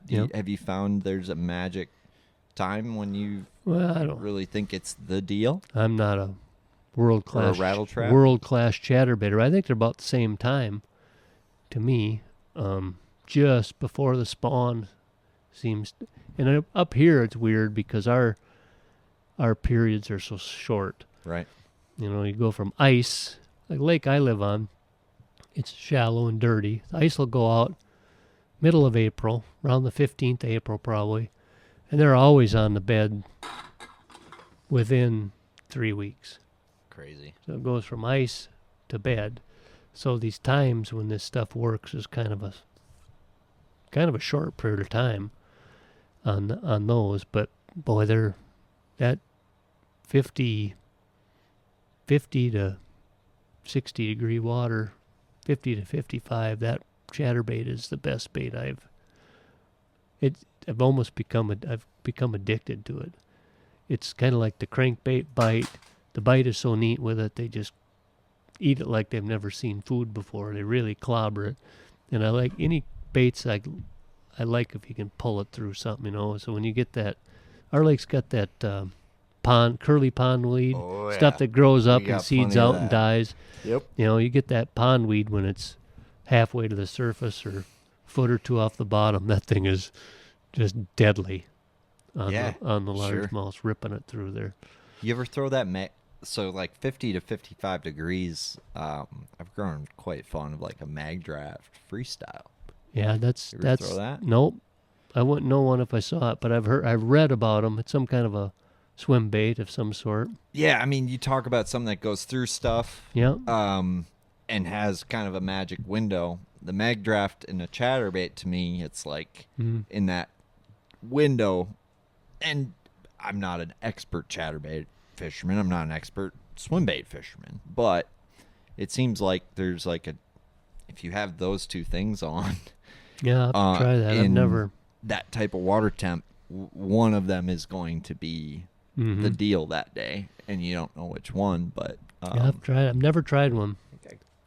I got one up there. I'll show it to you. But it's you rig it weedless like that, and it comes through everything. You just need the right rod for it. Big hook. Well, you big need hook. You need the right rod for that chatterbait too. That thing can be a crankbait bad hooker. Dude, I've lost a lot of fish experimenting over the till I finally think I got her homed in now, but it takes a little bit to. I got like 3 different chatterbait rods that I like depending on which type of chatterbaiting that I'm doing. Yeah. Like it seems like it's either too stiff or too spongy for me. Like I can't be too spongy to rip through grass, right? Yep. But it's got to be stiff enough to. Yeah. That's the hardest rod to get right, and I think it's also the most subjective in terms of everybody has a different opinion on that rod more than any other type of rod, I feel like. Yeah, I throw it on I've monkeyed around with some fiberglass rods, and I've had a couple of them that work fairly good, but I throw it on a graphite rod now. I use a Phoenix Recon Elite 764. It's 7.6, and it's soft. Yeah. It's pretty stout in the butt part of it, but the tip is kind of soft. Yep. And it's soft enough when you rip it out of them weeds. I think what happens when they grab it, if you get too stiff a rod, is I almost think you jerk it out of their mouth. For sure. So you got to have something that they get it in their mouth. And the fiberglass rods have been fairly good, but you can't rip baits out of weeds with fiberglass. It's just too dead. So that one seems to work pretty good. I've been using it for, I think, 3 years now. I really like it. Sure. Dane makes one that we built for that hair jig deal. And I found, like, same with that bait, it's perfect for a chatterbait. It's almost like you got that big blade there, right? And you need to keep that bait in the back of their mouth, and all of a sudden there's this big, call it a pacifier inside a baby's. Yeah. There's a pacifier inside a Yeah. baby's mouth. When you pull on that pacifier, anything behind that it's a guard for anything behind it, including that hook, which Well, is why it comes through weeds so good. Yeah, and the rod's got to be soft enough, like a crankbait. When they grab it, you got I throw it on fluorocarbon line. Yep. So you got not much stretch there. And you usually get your rod up in the air if you're trying to rip it out of the weeds. You get your rod up in the air, and they grab a hold of it. And it's got to go in that direction, Right. not this direction first. And if you get too stiff a rod, they grab it. And the rods are so sensitive. You know, if you got the rod up here, and they grab a hold of it, and it's stiff, by the time I can't stand it. I jerk. Yeah. And you jerk it out of their mouth, and you hold the rod a little bit lower and have a rod that's got a little more give to it, and they grab it. You get a split second, and don't seem like you lose too many of them with that if you do that. But it's like frog fishing. Not jerking it out of their mouth is Right. always a trick. I think a tube is the same. I've found that same thing with the tube, but you need a sensitive rod, so it's like Yeah. But you get any intimate with anything, and there's nuances to everything. Like a chatterbait to me I've seen some of the most creative thinking when it comes to a chatterbait. Like Keith Tuma, a buddy of mine who won an open on the Harris chain doing this. Like he'll throw a super spongy glass rod, Mm-hmm. braid, Mm-hmm. point the rod, and use his reel to get To hook them. to get the chatterbait through the grass. Oh, So there's no sponge. It's straight braid to reel. And when he hooks one, it's that sponge with the braid. But that braid cuts that grass yeah. perfectly. Yeah. And That he makes- puts a different trailer on than anybody's thrown. So he can reel a heavier chatterbait through more than anybody Yeah. else. And he's got a trailer that makes that thing go. So Yeah. it's so cool to hear different people's... Yeah, it makes sense. I mean, you got to have something that gives. In his case, he's got the fiberglass rod that gives some, but Right. He's compensating for that line that doesn't give stretch. anything versus me. If I need to rip it through grass, I've stiffened my chatterbait rod a little bit if I'm using fluorocarbon just for that facet. But then, anyway, blah, blah, blah, blah, blah. But yeah, that's fun bait. Well, I wish they bid it for 2 months instead of 2 weeks around. And I'm sure they'll bite it all year long, but just the perfect conditions where they're in the right depth and the right kind of weeds and things, that's the bait to throw for a little while. I find windows with it, but it's never been something I can keep in my hand all the time. But it's just fascinating talking to guys like Toom will fish it that way, then I'll talk to my buddy Johnston, and like he'll fish it down to like a jig or a blade bait. Yeah, I know? monkeyed around with that a bunch this summer. That little bitty one. The Mini Max. Little bitty I one. like that one, yeah. I threw that a bunch for smallmouth, and I didn't probably give it a fair shake. I didn't catch as many of them as I thought I would on it, but the ones I caught were some hummers. I mean, big ones. I believe on that. it. Yeah. Yeah. With a little, I put that little Zaco, Oh, yep. or Yep. whatever they call it. Yep. The small one. Yep. Boy, that makes a perfect combination on there. Sure. That's a nice bait. I'm going to monkey with it a little bit more this year. The problem with fishing it deep is it takes a month for it to get to the bottom, and it's really hard to keep it near the bottom. That blade brings it up, so as soon as you start cranking, see it on the live, all of a sudden it's 5-6 feet off the bottom. So then you got to let it sink.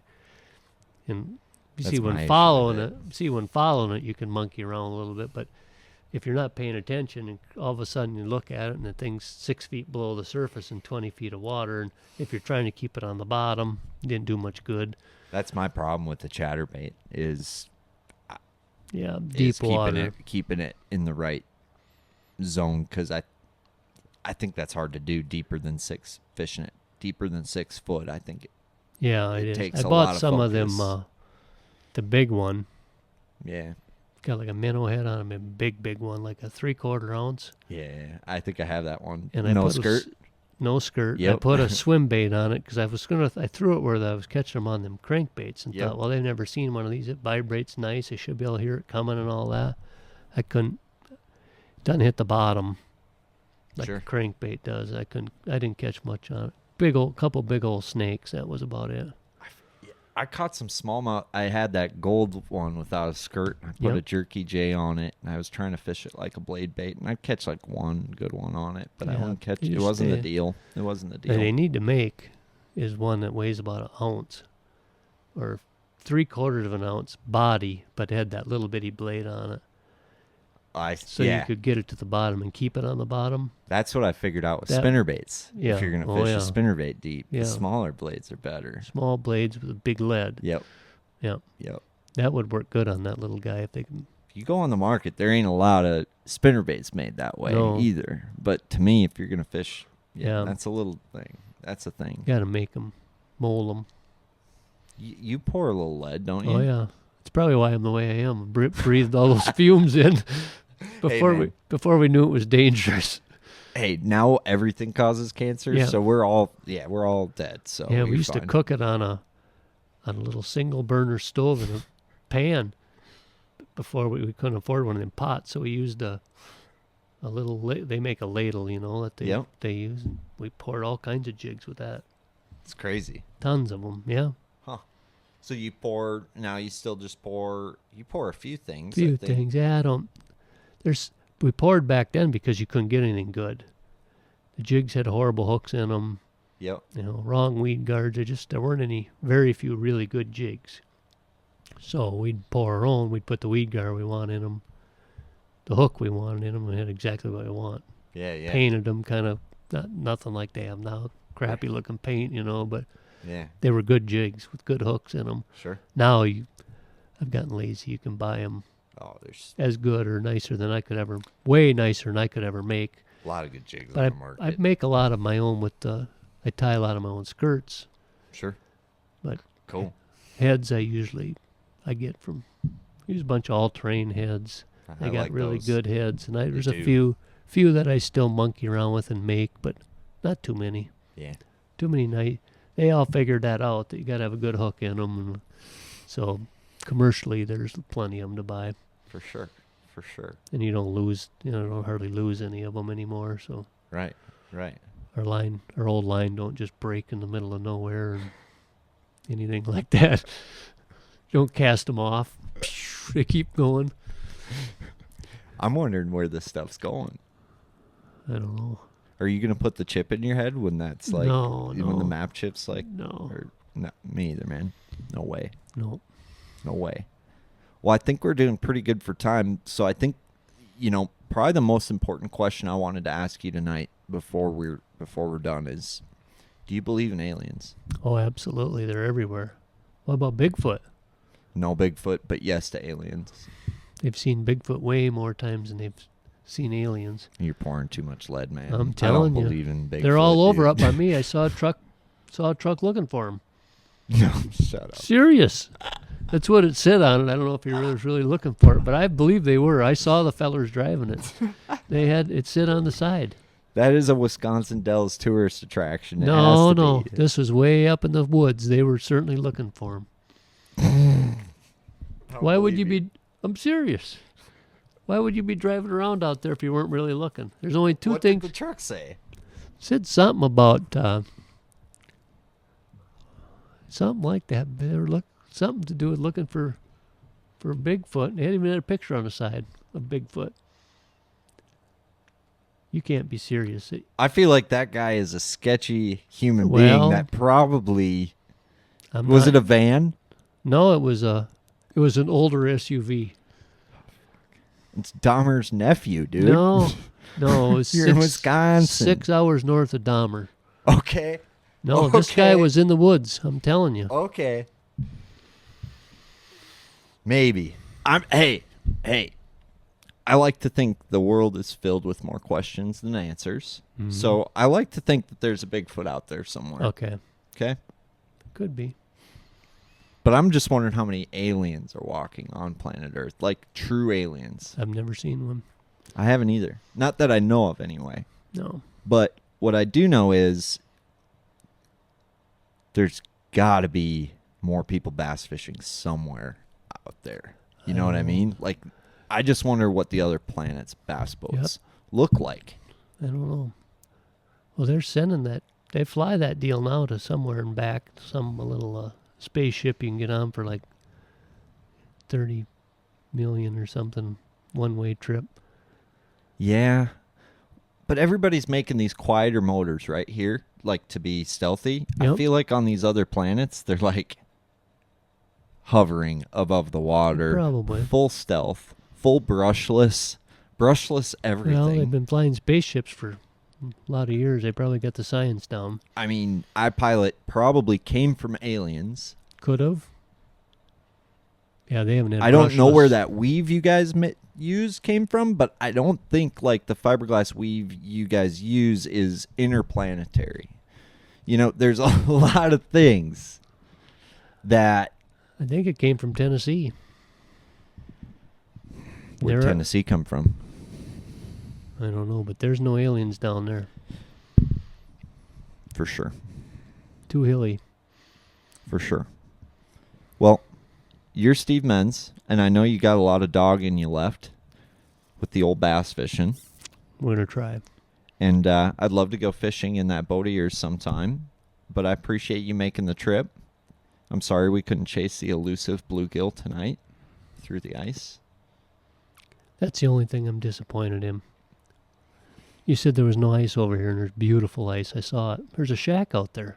I never said there was no ice. I just said there was no ice where I was fishing. Oh, that's different. It is. All right. You taught me this. You can say anything you want as long as it's the truth. Yep. Yeah, you're right. Dude, thanks for making You the bet. trip. It's an honor. Thank you. Thank you. Yep. Teal's Bass Galaxy, checking in, checking out. This podcast is brought to you by my compadre, my tournament partner, my brother, and the best rod builder above the Mason-Dixon line, Vocelka Fishing and Customs. Specializing in custom fishing rods. That's right. Hand-built fishing rods, custom-made and tailored how you want, whether it's by length, action, specific technique, balance, or anything you want. Anything. Vocelka Fishing and Customs can build it. Mr. Vocelka also has a wide variety of rods to choose from, which we've had a lot of fun with, perfecting and testing. The most unique and famous rod developed at Vocelka Fishing and Customs is his custom marabou hair jig rod. Have you thrown the old Canadian dinner mint, the Harry Gary, the fighter fly, the old thin Lizzie? If you have, then you know these little fluff balls can be hard to cast, especially at those key sizes as light as 1/16 of an ounce. Well, what if I told you you could cast that marabou jig 30 to 50% farther than you're casting it now? What if I told you you don't have to spook those shallow, skittish smallmouth? Well, with the custom hair jig rod from Vocelka Fishing and Customs, not only can you cast a lot further, but the way this rod loads up on a long cast is pure perfection. This balanced rod has the perfect backbone with a light action parabolic taper that keeps those fish pinned without breaking your line.